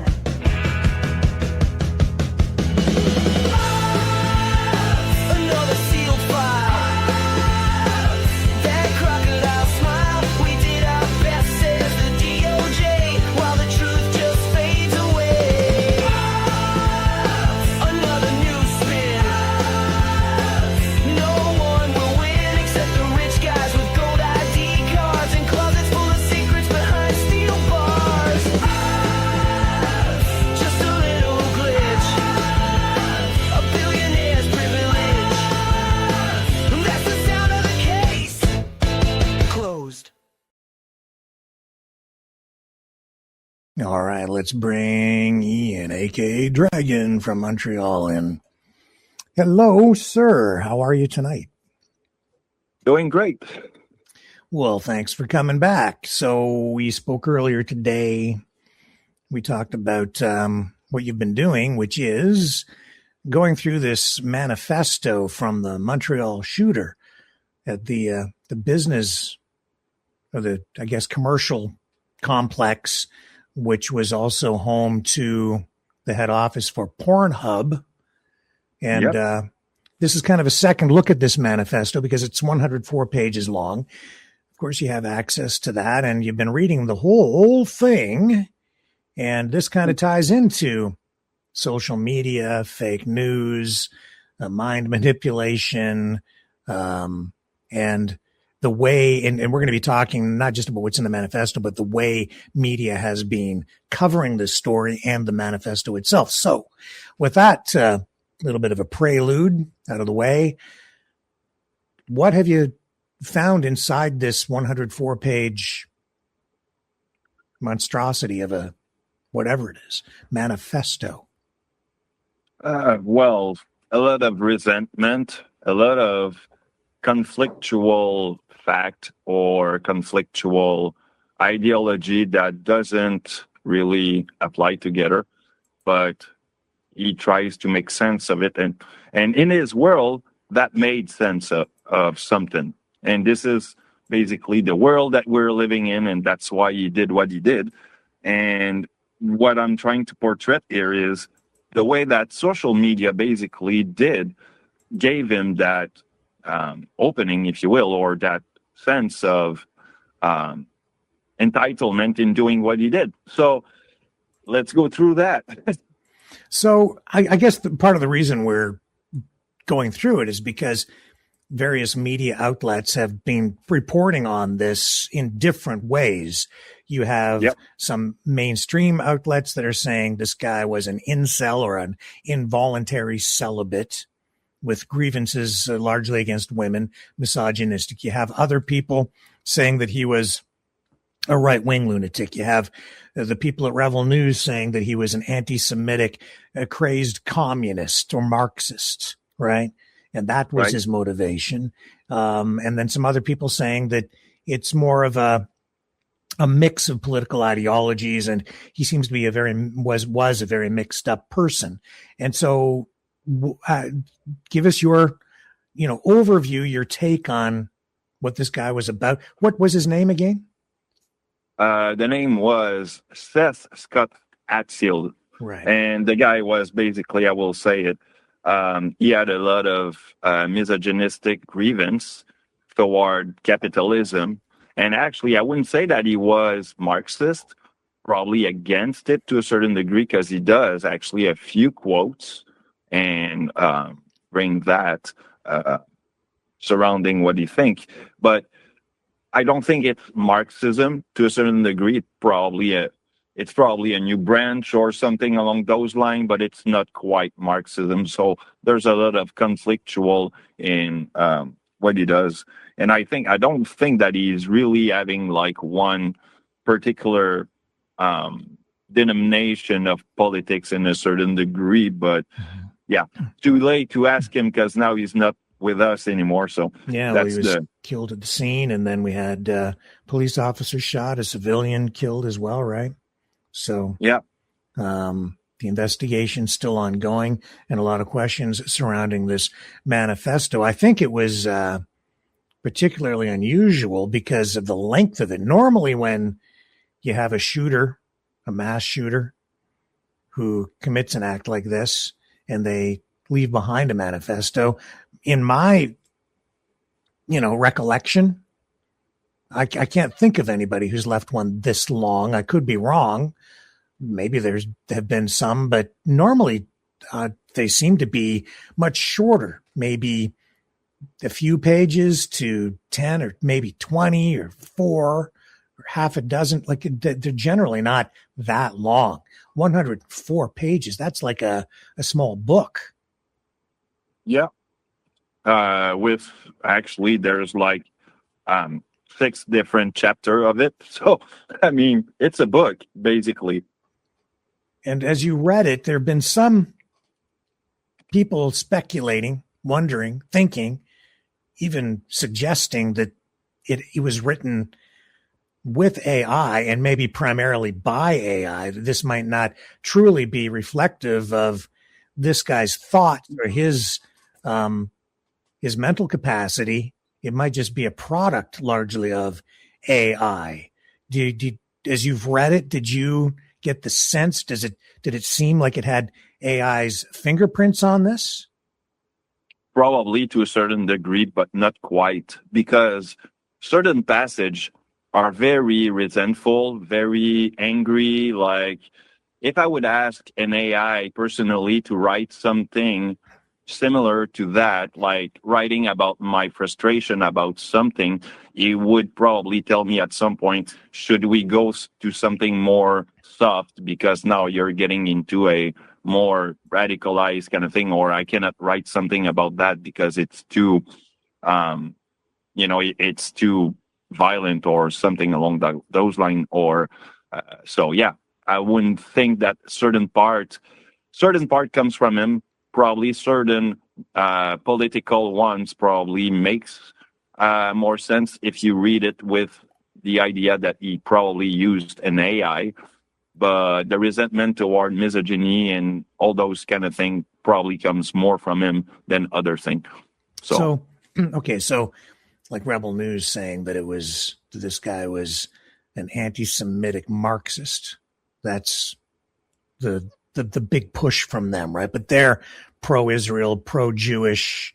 I think their bias leans that way. So as you've read this, how many times or how much reference is made to this area of anti-Semitism? Is that an overriding theme through this thing or not? Actually, it's Zionism appeared twice. First time in page 8, if my memory is correct, and the other one on page 89. And it's only like a small portion, I would say like 0.5 of the whole thing, where he speak about Zionism, and he's using it actually he's using the wrong term, because for people, Zionism, it's 2 things. Some would think that the right term is about Israel, who needs or wants to have their liberty in their own Israel world, right? Mm-hmm. That's the first thing.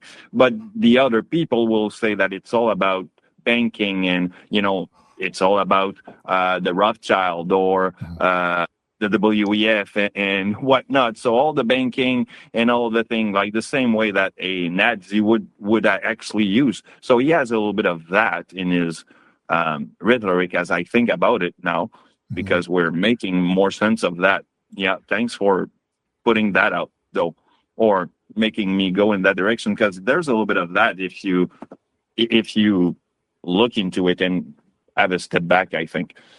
Now that I have it.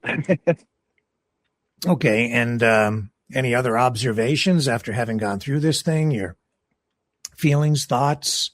So I did try to basically make a psychological assumption of the guy basically through the whole thing. And from what I get, he was pretty isolated, but that basically capitalism is a project of the lesser monogamic or old school kind of sexual tendency that we have today, kind of thing, and the hypersexualization of the world, which you would call hypergamy. So basically, he was using at some point the Patrick Bateman from Psycho picture, from the one from Christian Bale in American Psycho, to give you an idea of how this guy was probably not right in his mind. So he was making reference to he was making reference to the film American Psycho and the portrayal of the character by Christian Bale in that. That's it. In this manifesto, also talking about hypergamy, which is about dating up, and how men today, I guess, in his view. Well, women too, actually. Yeah. Because there's a lot of what he says is that, for example, women that wouldn't have a partner today or being in a relationship with someone would probably do that because they can have the liberty to, well, have sex with anybody they want when they want it, and basically being hypersexuated in a certain way. So, yeah. And that all plays into what's going on in social media and the manosphere and the looks maxing and all this hyper masculinity. He talks about that too, which is part of the whole MAGA thing. Yeah. He speaks about the favorite male, and favorite male is basically the beautiful, genetic, good-looking male. So what do you have in there? You have, like you said, the overmaxers, which they will kind of, well, bypass their genetic by using, ways to enhance their profile. Mm-hmm. Mm-hmm. Well, some media outlets, this media outlet here, saying that it's their view that he's not left or right. The shooter was a guy who had his thoughts, his ideology, if you will, whatever, rooted in misogyny, as you're saying, after having gone through the whole manifesto. Well, most of the guys actually that he would quote in social politics or political stuff, it's basically people surrounding Dugin. He didn't actually made any quotes about Duginism, but he does reference it by when you speak about the decadence of the Western society as women are being more permissive sexually today. So you have that kind of avenue there. The self-destructive, referring to this, what he would say would be the self-destructive nature of Western liberalism. Yeah, that's true. And some people that he did, or so they suggest, right, that it's inevitable. But I'm sorry, I digress, and I didn't mean to interrupt you, but I did. So no, it's I apologize. Go ahead. I got a few names, actually, if that can help you, because there's a few names of philosopher and whatnot that he did actually quote in footnotes in every page. I don't know all of them because I know my philosophy, but there's some probably economic and political philosophy that I'm not aware of in there. But there's Nikolai Burkharyan and Yevgeny Prebravsky. I don't know if you know them, but it's probably about the Free Republic writing. Basically, he's talking about how permissive, like I said, the society is becoming, and because of the capitalism, women are becoming more, I would say, idealistically, they won't need men, basically, to persevere in life or be successful, and basically use their success to, have more sexual debate and whatnot. There's a lot of Karl Marx. Sorry. Marx. Varnick, Varnick on the suicides in the world. Basically, it's the suicidal world of the Western society. And this guy actually is also Russian. So there's a lot of Russian names in there. I'm going to try to get another one. He's speaking about the vulgar, how vulgar the world has become, basically through the, hold on, I got it here. Trying to remember. Yeah, that's from Varnick. Varnick spoke about that. Friedrich Angel also. Eisel Hans. That's another guy that speak a lot about men. Frederick Engels, you mean? Yeah. Yeah. Yeah. Okay. And yeah. Eisel Hans also speak about men's and how men's or alpha male kind of interact in the world, those kind of thing. There's some. There's a quote from Mao Zedong on the dialect of materialism. Oscar Wilde and Mads Larsen, sorry. Felix Dzerzhinsky, that's another one, on the preference of trends. Well, in the interest of brevity here, it just seems like there's a lot of name dropping going on in this manifesto, which is probably why this media outlet here reporting on this as a salad bar of grievances from the shooter. And I think that what you're describing reinforces that this guy wasn't just an anti-Semitic Marxist communist. He wasn't just a misogynist. He wasn't just an incel. He was a lot of things. He was the guy. Probably Bolshevik.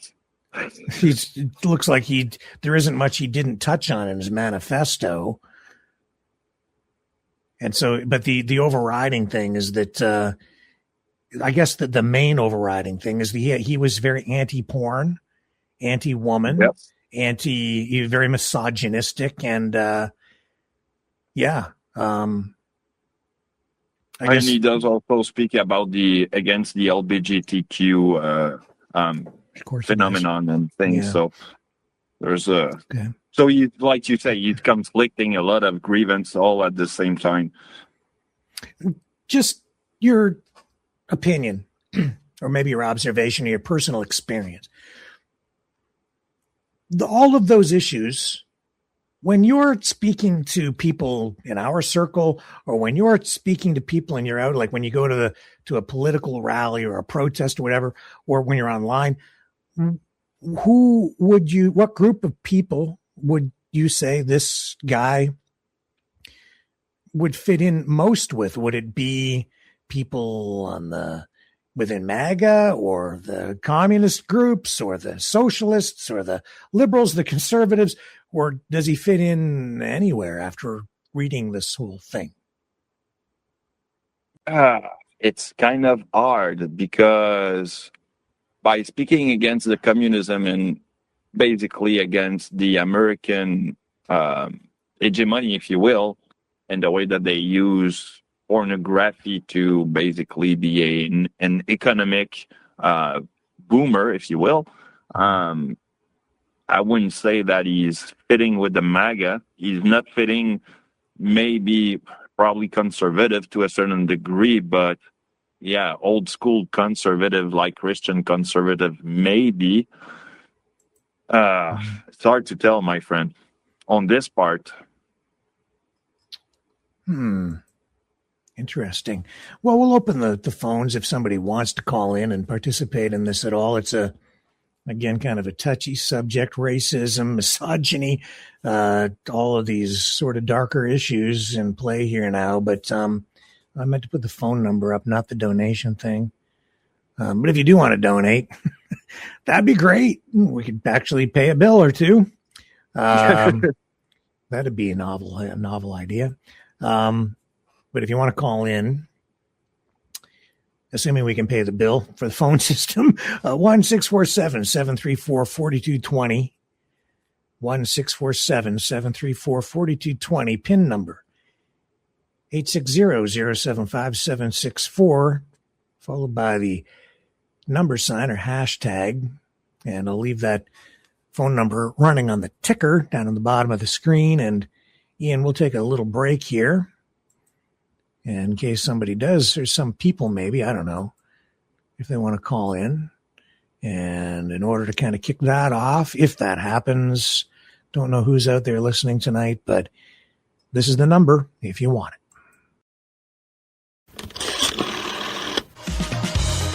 Okay, Mavericks, it's call-in time.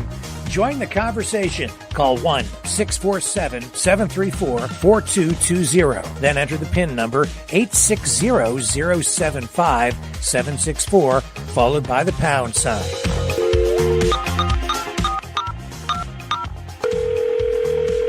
Exercise your right to free speech. Call 1-647-734-4220. Then enter the PIN number 860-075-764, followed by the pound sign.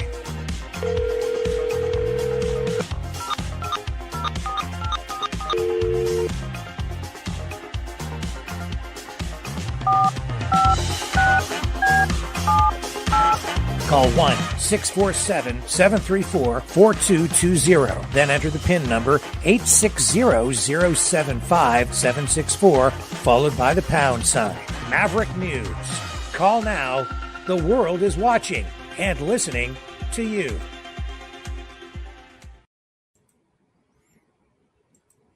All right, we're back. Any other thoughts there, Ian? Well, if I may, I will go on a psychological diagnosis of the guy, because this guy clearly was insane. If you read the guy between the line, if you read what he's been saying for the 104 page that he's been going on, I'd say that he was a lot narcissistic, probably having some paranoid and delirium of persecution. Basically, he was feeling persecuted by the society of not being successful, basically, or having relationship and those kind of things, which goes into sentiment of injustice, probably delusion of grandeur, but that's another layer. And you got a syndrome of Messiah because of his martyrdom, actually, against society, which goes to the idea that in martyrdom, he went on the street of Montreal to kill some people and then get killed by people. And on this, basically on this manifesto, saying to people, look, it's probably too late for me to get better, but here's how I'm going to call people. Because at some point he does call people, women, basically saying some stuff like, this is what you made me do, kind of thing. So that's where I get that sort of, how can I put that? He doesn't take his due where he should, basically. So you're saying he's portraying himself as a victim of society. Yeah. Very accurate. Kind of like and also Clockwork and Orange. Also, all the problem that he has, basically, he doesn't take his problem on himself when he has some. So it doesn't take personal responsibility.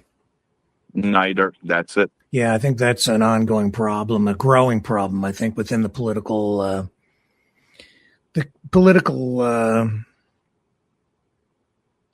ecosystem, and certainly the ideology that's out there right now is there's a lot of finger pointing and giving permission to people to blame others for our problems, pushing personal responsibility to the side, or just even disregarding it, making everybody feel like they've been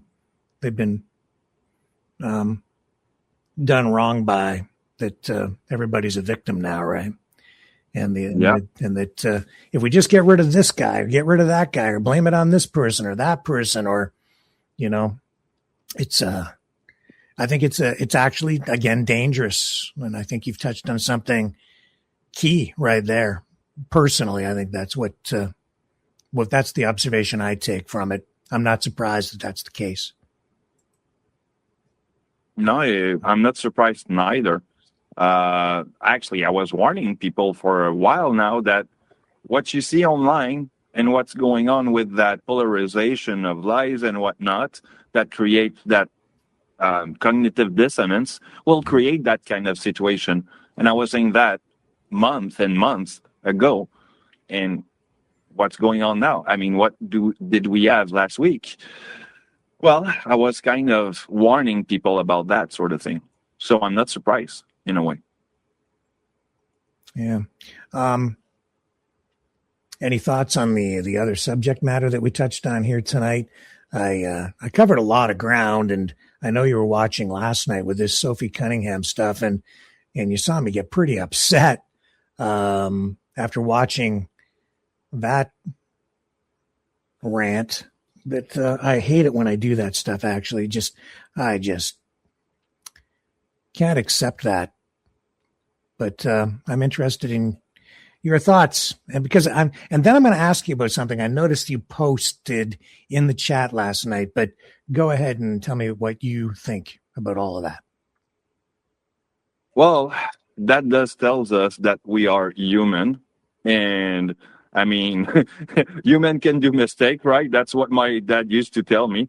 And that's integrity, my friend. You're amend yourself when need to, and on that, chapeau, as we say in French, it means I steer you my hat, my friend, because it's hard sometimes to tell people when you're wrong, and I know how it's hard sometimes to tell to people when you are wrong, and hang on, for everyone it is. I need to take a call, so let me find out what this is about, and we'll come back. And I don't know if it's related to what we're doing or not, but it might be. So let me do this, and we'll come back, and we'll resume after this.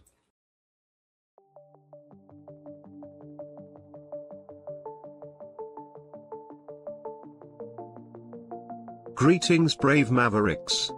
Our quest for truth continues. We go beyond fake news. Together we expose propaganda. Together we pull others out of rabbit holes. We are maverick thinkers. We are all unique individuals, defenders of individual rights and freedoms, credible, trusted, grounded in reality. Maverick News, Maverick News. Defending free speech, Donate at freedomreporters.com. Do it now. Tomorrow may be too late. Maverick News. The world is watching.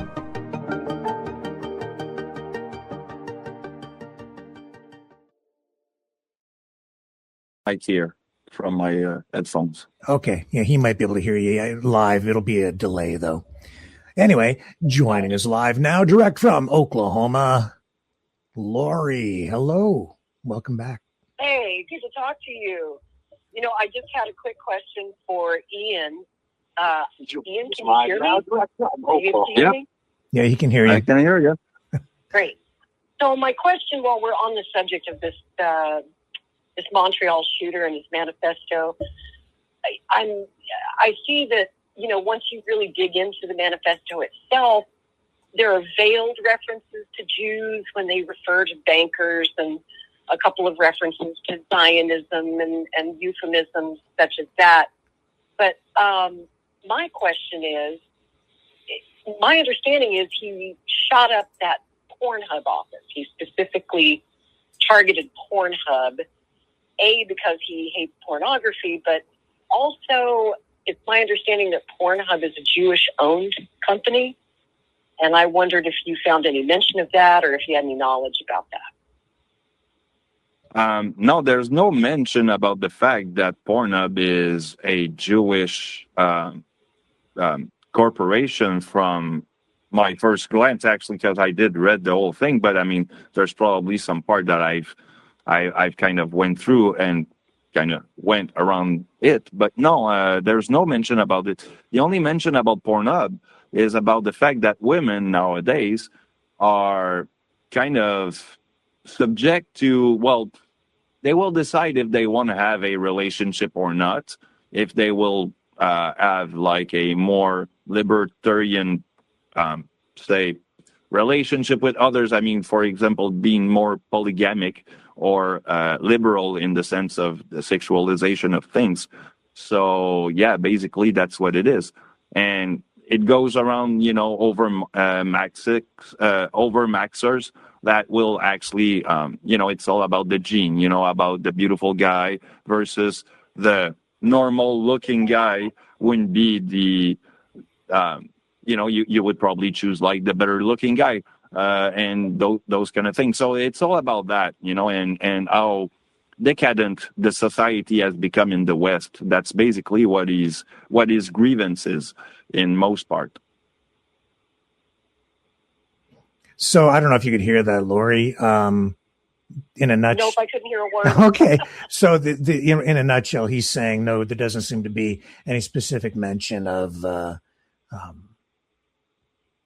Pornhub being Jewish owned or any kind of link that way. He just referenced again the mention of misogynistic attitudes, referencing looks maxing and this manosphere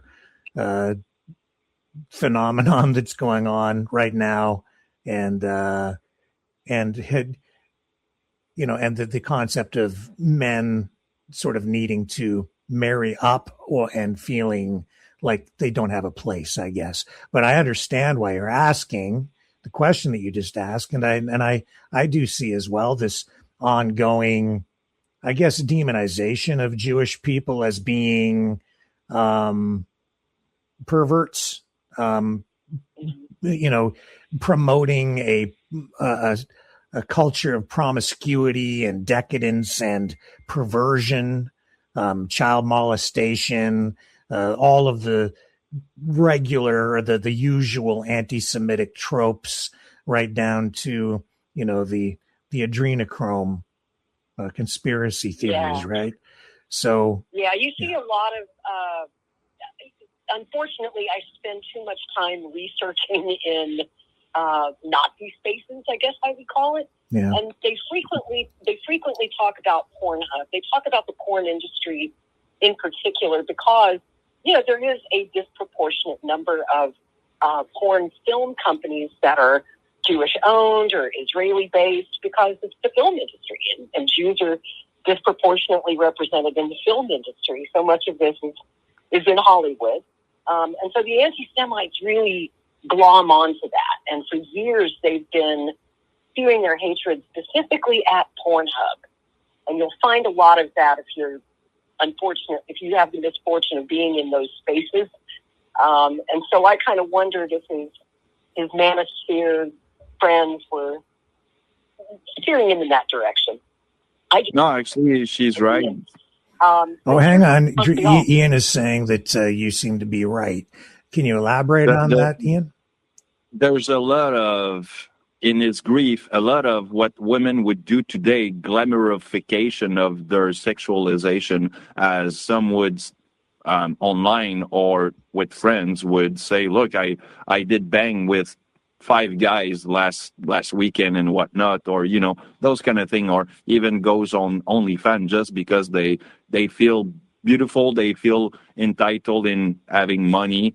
So it's a easy way, if you will, to go into prostitution-ish, because you're on screen, so it's not prostitution like going on street, but at the same way you're kind of normalizing. Okay, but I don't think, Ian, I'm not hearing any kind of connection to, the anti-Semitism that is also integrated into these ideas or even conspiracies, I think, or cliches, if you will. But I think Lori maybe can elaborate a little bit more on that. I didn't hear what Ian said. Yeah, well, he was talking, throwing it back to you. He was just saying that, just referencing again the decadent nature of the way society, because of pornography has become, right? And it's proliferating, and social media is amplifying and all of glamorized. This. And he's saying it's glamorizing porn. And in fact, I think that it actually ties into Mark Carney's book, Values, where he questions the idea of, through always this theme of values. And he does raise the question, should we, I don't remember exactly what the phrasing was when I read it, but, should we commercialize or apply value to sex or sexuality? Should we allow that to be some sort of a business? And it's not that he was endorsing it or saying it should happen, but he's asking that question, which is, of course, akin to, should we legalize prostitution? Should we legalize porn? And it's been with us throughout the history of humankind. So here we are now. And I'm a libertarian, so we libertarians have been advocating that for years. But here in the United States, things are taking a very different turn very quickly. You've probably seen there are a couple of online child protection bills, or at least that's how they're being sold to the public, that are swiftly working their way through the House and Senate that would literally require everyone on the internet to use a website, to use an app, to use Twitter, to use Facebook, to present photo ID. They want to verify your age to make sure that you're old enough. And that is sort of related to what's happening in England with their under 16 law, and they're trying to, not let anybody under the age of 16 on the internet. So it's draconian. It's very we're dealing with that up here too. And 16 seems to be the magic number. Maybe I received just 2 days ago a survey asking that very question. A series of questions about that issue, restrictions or even banning social media accounts being set up by anybody under a certain age, asking what age do you think it should be? It's an issue here in Canada too, playing out. Well, and I get it. I mean, I think that social media is the most harmful and addictive drug that's ever been created in the entire history of mankind. I'll go that far. Yeah. I think it's dangerous for adult minds, right? Yes. Like the subject of your show tonight with all the rage bait and the phony AI videos that are duping even seasoned journalists like you and me. We fall for it too sometimes, despite all of our skills on how to spot a fake. Yeah. Even we get faked out sometimes. So it's dangerous for our minds. It's dangerous for adult minds. And I'm so glad I don't have young kids right now and be facing that decision as a parent, whether to let them have a phone, whether to let them have access to social media. But I'm not sure that draconian surveillance legislation such as this is the answer. But I don't really know what the answer is. I don't have it either. I can only tell you that I'm grateful to you for pointing out that video was fake last night. But man, you know why I got so pissed off? Because I was so disappointed in myself for not catching it. And honestly, when I got off last night, I was like thinking, I should just quit. What good am I doing, right? If I can't serve people with real information, if I'm just going to get duped and spread, amplify the problem, then I'm just part of the problem. Right. What am I doing here? Right. What am I doing here? I get it. I wasn't sure if you saw my comments in the chat room last night because I know you're busy and don't get a chance to look at the chat. I thought maybe after the show you might be able to look back at the chat and see that I pointed out, I think that Sophie video is fake. That's why I knew, because I just happened to glance. I don't generally look, but I happened to glance and I saw that you posted that. And then I tapped in and it's like, okay, so it came back as, this is fake. Cause I asked Google Gemini, right? But I just to quickly ask and it came back, it's fake. But I previously checked it and it came back as though it was real. And today And Grok. It was Grok that told you it was real? Yes. But today I asked again and several times and it kept coming back with opposite answers. Sometimes it was fake and sometimes it said that it was real, authentic, true. Oh, I totally believe that. I do. Yeah. That's why AI is so unreliable as a fact checker. Right. That's in my day job. I'm an editor. I fact check stories all day long. And we do not use AI for that very reason, to fact check. Yeah. We still do it the old fashioned way because AI is just so wrong a lot of the time. And so you feed here's how it works. It's like this cycle where the internet feeds disinformation into the AI, and then the AI feeds the disinformation back to the user, saying that it's true. It's this really dangerous information loop that we find ourselves in. Yep. That's why I also went one step further, and I looked on Google to see if there were other articles, and I did see a couple. The one specific one was from this site called the Shadow League, which to me appeared to be a legitimate sports site, really catering to a black demographic. And they had posted it, quoted it. And I think AI was also picking up on that. And it is sort of a legitimate site, but I think they're kind of sensationalistic and don't have the standards necessary, obviously, because I got caught. So wasn't good enough. Drives me crazy. Drives me crazy. And this is why it's a problem that newsrooms are filled with Gen Z kids who were raised on social media and use a lot of AI. And it's so much easier to dupe the young than it is the elder journalists who know how to spot fakes. Well, apparently not. We get fooled. Because they got me. They got me until you came along and set me straight last night, and helped me and stopped it, which was good. But I reached out to the journalist live streamer who wrote the article for the Shadow League, and I haven't heard back. I did send message there. I'm asking them for comment on it and invited them on the program too, but I haven't heard back. I wonder if that person even exists. Mm-hmm. You know, a lot of so-called news websites will create a fake byline for an AI-generated story. It could well be that journalist isn't the journalist, it's AI with a phony byline. Yes. So I'd be real curious to see if they get back to you, if you get to speak to an actual person. No phone, that name? No phone number available for the media company. At all. No contact for the journalist. That's us. Have you tried maybe cross-referencing that journalist's byline across the web? I did, and I found an X account, but I wasn't able to send a message on X. So there's, red flags there. I don't know. Very suspect. Information universe. His name is Devin Mason, but don't know. Never heard of the guy before. No, me neither. So I had one more question for Ian, if he's still on the line. Is he there? He's there. Hey, Ian, since you're from Montreal and you know the area, can you describe for me, or do you know from reading the manifesto, why that shooter targeted that particular area? Was it just because of Pornhub? Because it's my understanding that that's a Jewish neighborhood and that there's a Jewish college that was right across the street. Am I correct, or is that right or wrong? Yeah, no, she's correct. There's a college about 3 buildings away from there. I don't think it was a coincidence.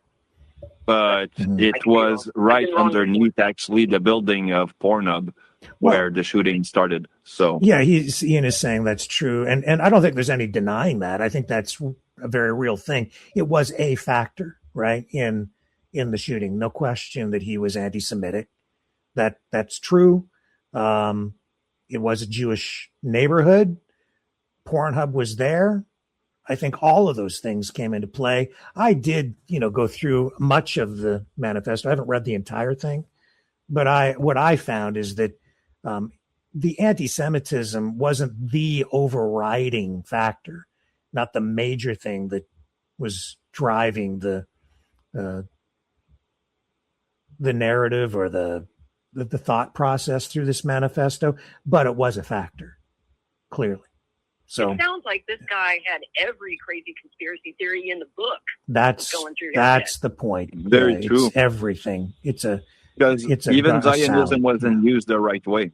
Yeah, he checked all the crazy boxes. Exactly. Yep. That's what makes people. That's what makes social media so damn dangerous. I'll tell you a quick story before I let you go. I don't know if you've noticed, but I disappeared from X for 3 days. Oh, okay. And for someone like me who posts a lot, 3 days is a long time, right? I've got 14,000 followers on X. I use it a lot. Been on X for 10 years. But I got suspended suspended, get this, for inauthentic behavior. What? They thought I was a bot. Even though I'm out there in the world with my face and my name, and I'm obviously human. All you have to do is go to my YouTube channel, and I think you can probably vouch that I'm a human. I can. Yeah. I'm obviously a human being, but somehow they thought I was a bot. But as it turns out, that same day, this was on last Sunday, like thousands of Twitter accounts got suspended, all in a wave, because we were critical of Vice President Vance and the MOU deal with Iran.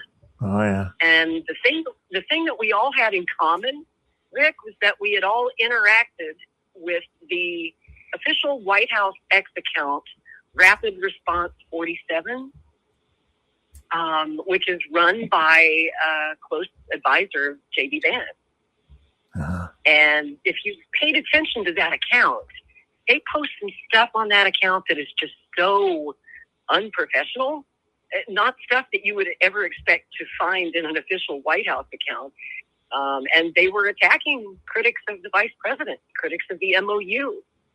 And I'm told that the reason, Trump has all these handlers around him, and their job, their social media job, is to make sure that the president only sees positive and favorable comments that tell him he's winning, that tell him he's great, that the MOU deal is the best peace deal ever. And so they wanted to make all of those critical comments go away so the president wouldn't see them. And so thousands of us all got suspended in a wave, and we had to fight. We had to organize and fight for 3 days to get our accounts restored. We finally did. But yeah, that was kind of interesting. I have a question or two maybe for you before you go. Sure. I was touching on this seeming. It seems like it's becoming a constant theme, referencing communism, demonizing that. Trump referring to communism as the greatest threat facing America today. Oh yeah, worse than 9/11, he said. Worse than World War I. Right. And then you've got. Okay. So, you see, I think this rhetoric is extremely dangerous. You're hearing that kind of talk. Plus, they're taking steps to, really make anybody. They have now labeling political opponents as domestic terrorists, categorizing the entire Democrat Party as communist. Jesse Waters on Fox News saying, I just heard it today, I don't know if it's how old it is, but saying that communism has been outlawed in the United States, I think referencing an old U.S. law going back like to the 50s that I don't think is even constitutional and was never fully enforced anyway. That's not really a law, but he's saying it is. This rhetoric, like how long before they start just rounding up political opponents and just throwing them in jail? That's my question.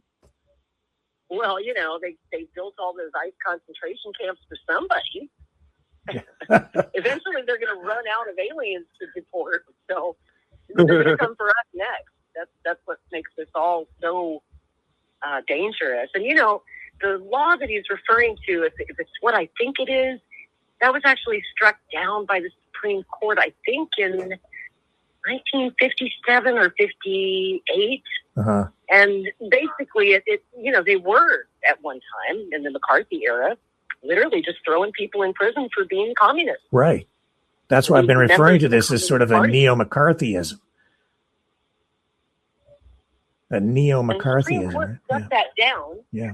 And they said that, of course the Communist Party is allowed to exist in a free nation like the United States, just like the Libertarian Party or the Green Party or even the Nazi Party. Mm-hmm. You can have a fringe party in the United States. We have free speech here and freedom of association. But there was a caveat. The caveat was, as long as you are not advocating the overthrow of the United States government and implementing communism in its place. Yes, so that's exactly right. There was that caveat in the Supreme Court ruling. I find that dangerous too, Rick. You know, I've got friends who are communists. We disagree on just damn near everything, but they're not bad people. Right. They're not trying to overthrow the government. Yep. I do think that they should probably operate outside the Democratic Party, as they always have in the DSA or the CPUSA or any number of different political parties. I think their views are just too extreme for the Democratic Party. I don't like seeing that take over the Democratic Party because that is their goal. Yeah. They want to overthrow the rulership of the Democratic Party. And I speak as someone who was a libertarian for 30 years. And my party was also overthrown by radical extremists. You probably remember this. I was on Maverick News at the time. It had been early 2023 when the Mises Caucus did a hostile takeover of the Libertarian Party. Yeah. And essentially made it MAGA adjacent. So now we've got all the Nick Fuentes, America First types in the Libertarian Party. And as James Carville said the other day, there are just some people I don't want to share a tent with, and I can't be in a tent with those people. So I left. And I'm afraid the same thing is happening right now to the Democrats. Yep. You know, people like moderate Democrats, reasonable people. I still believe that, yes, the fringes are growing and they're getting larger on the left and the right. But I still believe the majority of Americans, the silent majority, are in the middle. Mm-hmm. And we're all becoming politically homeless. That's why you see this really meteoric rise of independent voters. The majority are now independents and consider themselves politically homeless. They can't really belong to either party because the two parties have become so radicalized and extremist. I mean, where are the liberal Republicans going? They don't have any place to go. MAGA's not for them. America First isn't for them. Where do the mainstream moderate Democrats go as the Democrat Party keeps changing and not in a good way? Same with libertarians. There really isn't any party for us anymore. And do you think that the far swing of the pendulum is on display? Does it concern you to see this symbolism, whatever it is? And I guess it's open to interpretation, but I'm interested in your thoughts on this golden eagle that Trump posted on social media, saying it's a gift to America with 11 stars, and some people saying it seems to echo a Nazi eagle. And I'm seeing other Roman symbolism coming to bear, statues, and you see the resurrection of, the Confederate statues and, those kinds of concepts, ideas, and symbols as Trump sort of puts his stamp on Washington. Are you seeing that? Do you think that's actually, what are your thoughts? Yeah, I'm not loving it. I'm not loving it. Trump, I will say he's always had this kind of fetish, this fascination with the eagle, the American eagle, the bald eagle. He loves it. He's been infatuated with it for a long time. Do you remember that video from, I think it was 10 or 12 years ago now? He was doing a photo op in his office at Trump Tower, and they brought in a bald eagle. Yep. To do the photo op with. You've seen the video, of course. Yep. Where the eagle was sitting on the desk next to him, and the bird attacked him. My first thought I remember that. The eagle symbolism, and Trump likes to use that a lot. This new one, this gold eagle, just kind of, it screamed Nazi symbolism to me. And yes, you can say that it's Roman, but that's where the Nazis got their inspiration from. That's right. Yes. The fasci is ancient Rome. Yeah. And that we have fasci hanging in our House of Congress here in the United States that have been there forever. So yes, it all kind of could be traced back to Roman symbolism, but that's where the Nazis got it. And it does seem to be a wink and a nod and a dog whistle. That's what I got out of it. One last question before you go. You ever see the movie, Yeah. the Bob Guccione movie Caligula? You ever see that? Oh, yes. A long time ago. Yeah. That's a great one. Yeah. Yeah, great, depending on your perspective, right? Yeah, I've been thinking of, because I've been having a bit of a conversation with somebody else about that. And I think it ties in to a lot of what's going on right now and even the conversation tonight because of, well, for a lot of reasons. I think I'm going to review that movie because of all the Roman symbolism, where Trump is going, the moral issues, the existential questions that the movie raises, and yeah, so I don't know if you're interested in participating in that on any level. I'd welcome your input greatly. Oh, wow. Yeah, Caligula is a great choice. You know, every time I look at this arch that he wants to build in D.C., all I can see is the Brandenburg Gate in Berlin. It just looks like a Brandenburg Gate to me, and I'm not loving that. But speaking of old movies that I haven't revisited in a while, and you probably remember this since you're old like me, back in the 70s, I think it was 1977, there was a big TV miniseries event called Eleanor and Franklin about the Roosevelt. You remember that? No, I don't. Jane Alexander played Eleanor Roosevelt. It might not have been as big in Canada, but it was big here in the States. And I always loved that movie, and I went back and I watched it because, you know, I'm kind of an FDR historian, and I love that movie because it's actually based on the diaries of Eleanor Roosevelt.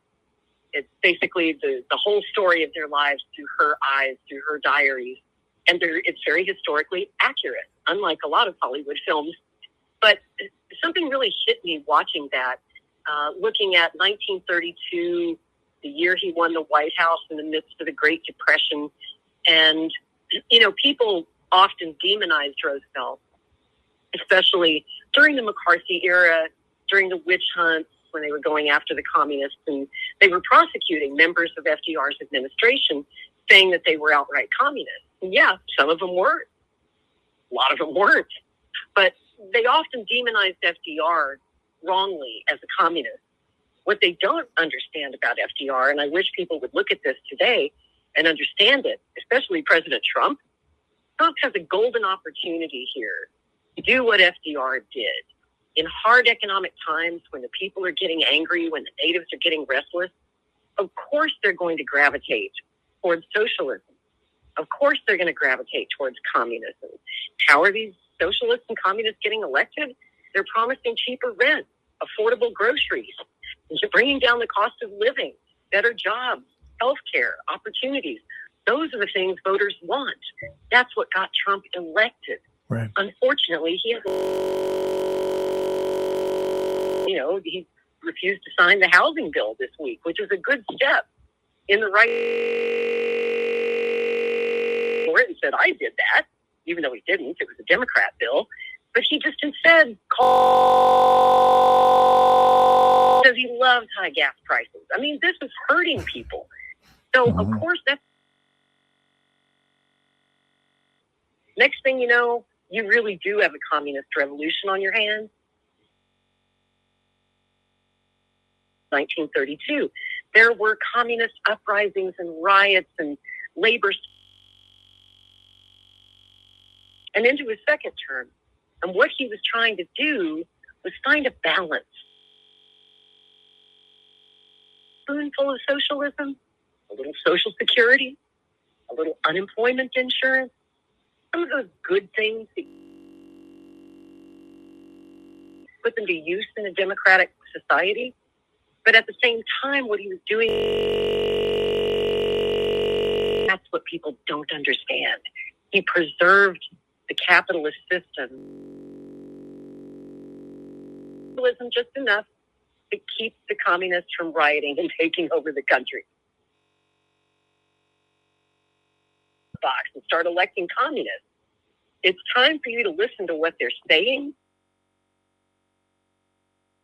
Those demands. You don't have to capitulate to all of them, but you can find something in there. Donald Trump has a golden opportunity here to do something about health care. He's been saying Obamacare. Well, he basically destroyed Obamacare, but he hasn't replaced it with more affordable. What's he done? Nothing. He said he was going to bring down the cost of energy in some places. I mean, he's doing exactly the opposite of what got disaster. That's why they're going to get shellacked in the midterms and probably in 2028, although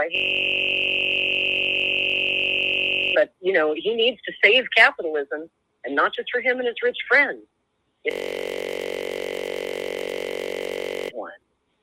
And if that means taxing his rich buddies a little bit more, well, you know, during much of the 20th century, in the 1930s, tax rate on millionaires was 90%. Now it's 28% on the wealthy, but probably not coincidentally, those of you, and that's why. Yeah, but hey, Anyway, you know, buy fuel for that giant flying dildo to go up into space and stuff. So, trillionaire Elon needs a few more toys. I mean, he needs another yacht.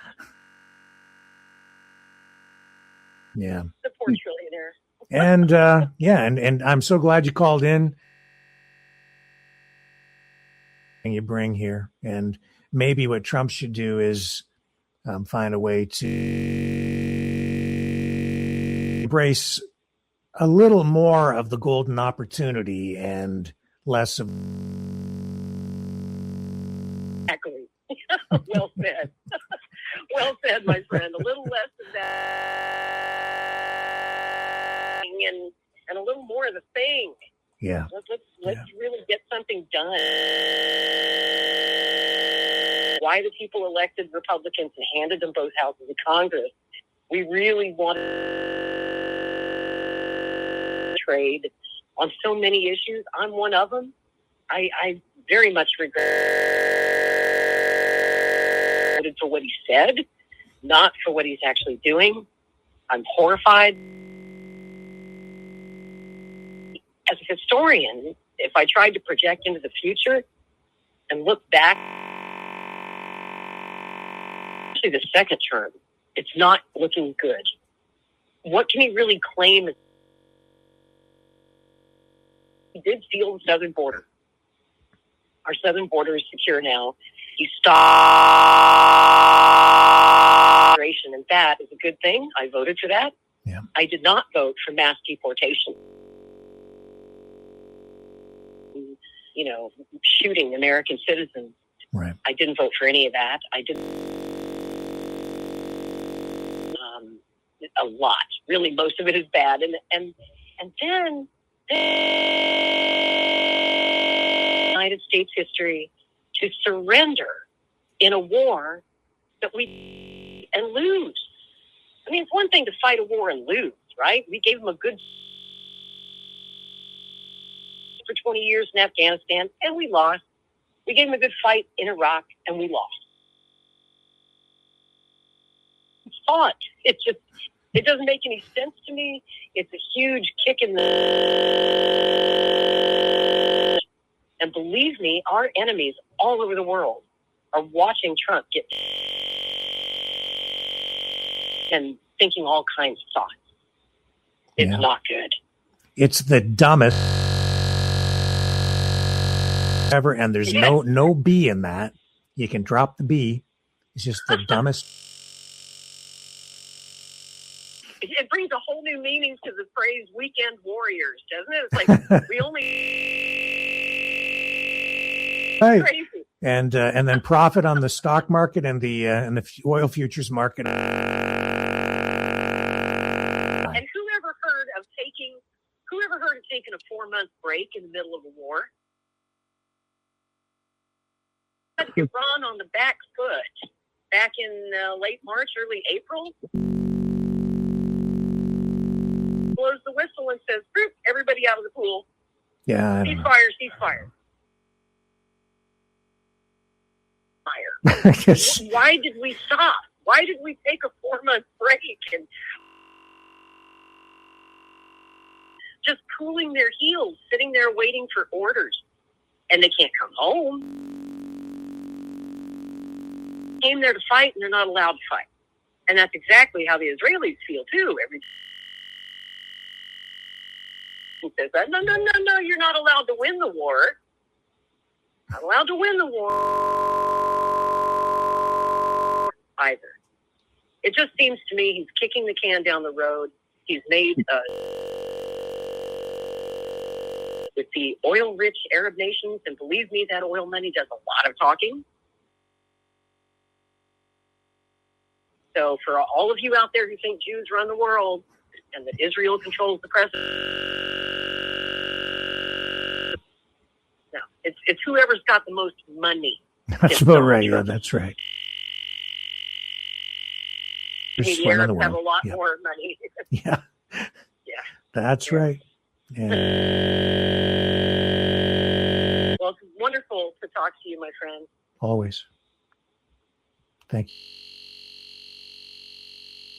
Bye now. Bye for now. Thank you.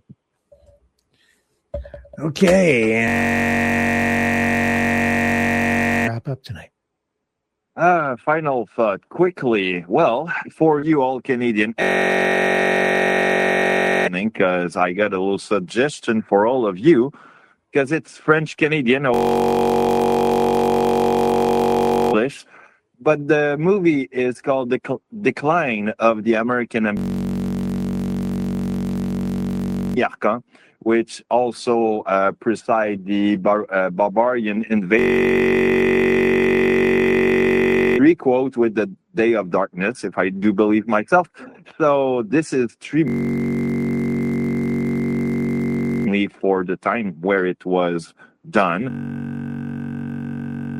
So yeah, the decline of the American empires. Like we say in Franglish. And Dude, are you calling back? Yes. You're still on live. Yeah, I totally forgot the other reason. I was about to sign off, but for you, we'll go all night if you want. So.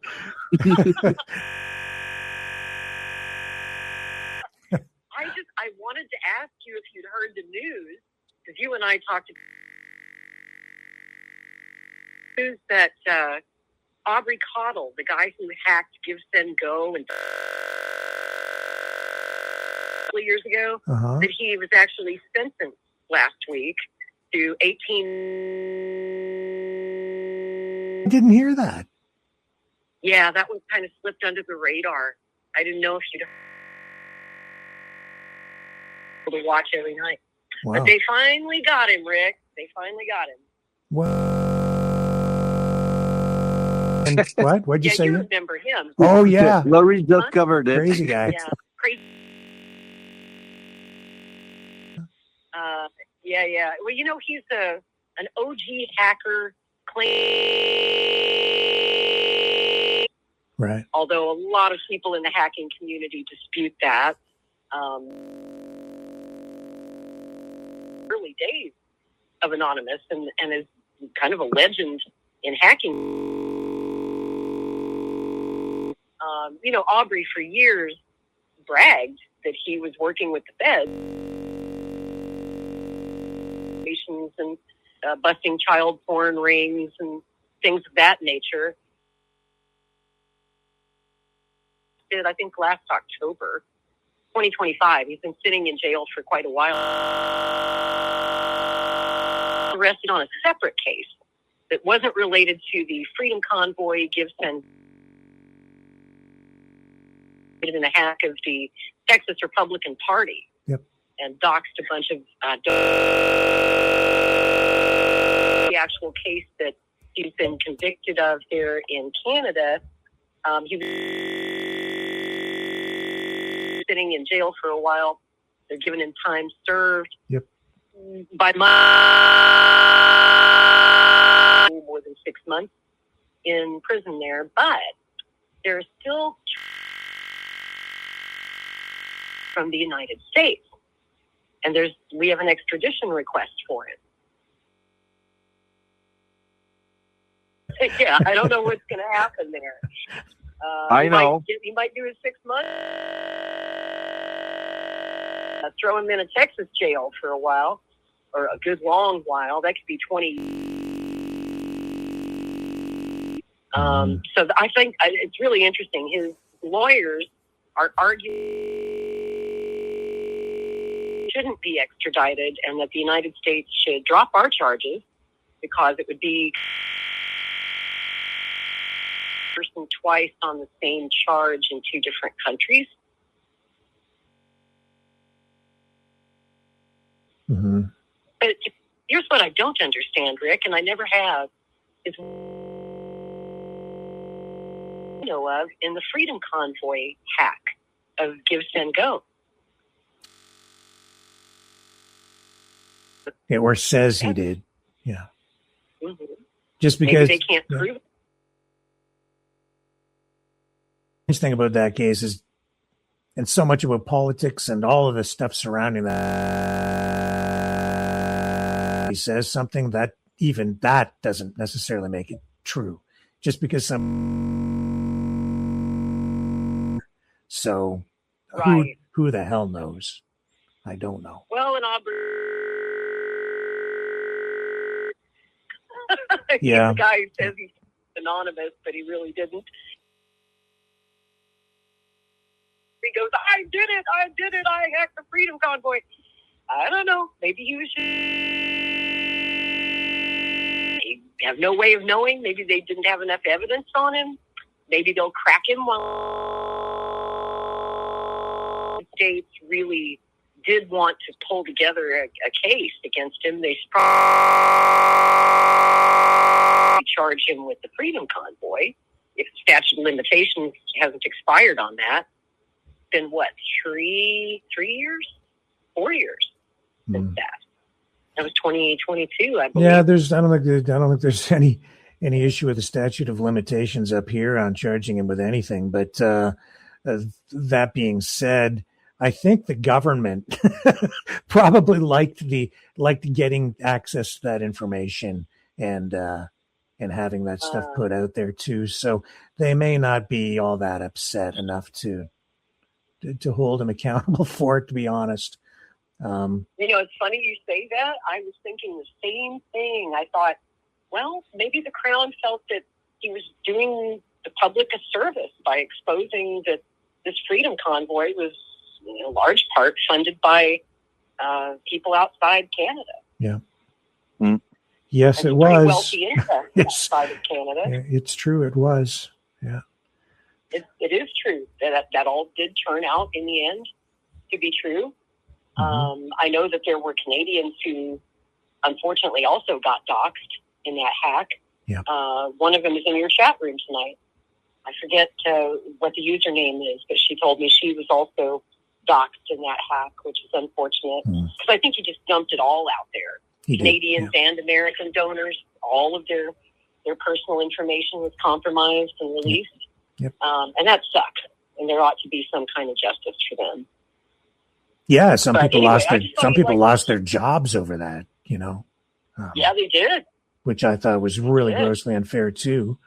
But that's still the way the politics is even now.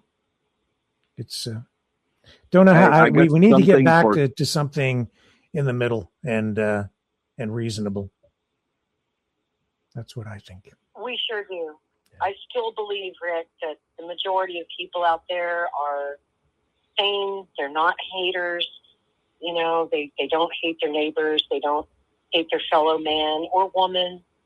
But there is an unprecedented level of mental illness going on. And I think a lot of people's brains just got broken during the COVID lockdowns. And all of that coincided with this avalanche misinformation, disinformation on social media. And you remember a couple of years ago when President Biden was trying to do something about it, and he appointed that disinformation czar Yeah. that lasted like a month because Yeah. everyone hated the idea. They said it was Orwellian, and I hated it too. Yep. But they were trying to do something about it. They didn't do the right thing. They went about it the wrong way. Just like I feel these child safety acts that are going through Congress right now are an overstep and an overreaction. We have to do something, but we just haven't figured out exactly what, because we are such a free society where free speech is sacred. And this can be the downside of all that free speech. I'm not really sure how to cure this problem. And I wish I could say I had the answers. Do you? Working on it every night. Yeah, it's a work in progress. It is. And that's what As we this all channel do. has been about in large part, is an experiment in free speech, as you know. And it hasn't gone well. Well,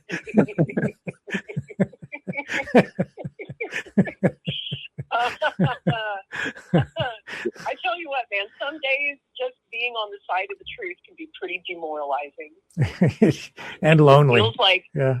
and lonely because the whole mob is against you. Yep. Yep. We're That's kind of the nerds in the room. that is the truth. With that, time to sign off. Okay. See you later. I Thank won't you. call back again. Sorry. Well, you can if you want. I'll be around. Anyway, see you. Bye. Okay, Ian, we kind of got your final thought there. I'll give you max 5 words. Sum it up for us. Well, you have actually provided us the proof that That's more than 5 words. AI, hold more on, than 5 AI words. is actually the proof of, well, it as the inventor, not as perfect as we are. So yeah, it is as imperfect as human being can be, and social media also. So don't believe all what AI tell you. There you go. Otherwise, you'll end up living the lie. See you back here tomorrow night, 7 p.m. Eastern, on the Flip side.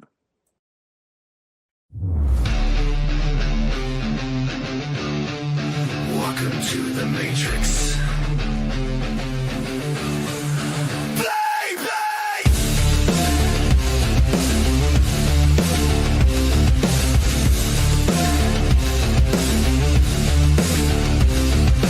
Scrolling all night, chasing the high. Everything's fake, psychedelic sky. They said you're free, that's the game. Different screen, always the same. You are what you believe, that's the key. Lock your mind, lose reality. If you believe it, it comes alive. Truth gets buried, nobody survives. The world is watching, brains are washing. Living the lie, glazed over eyes, hypnotized, zombified. Living the lie, no way to hide, truth denied. Switch it off, take back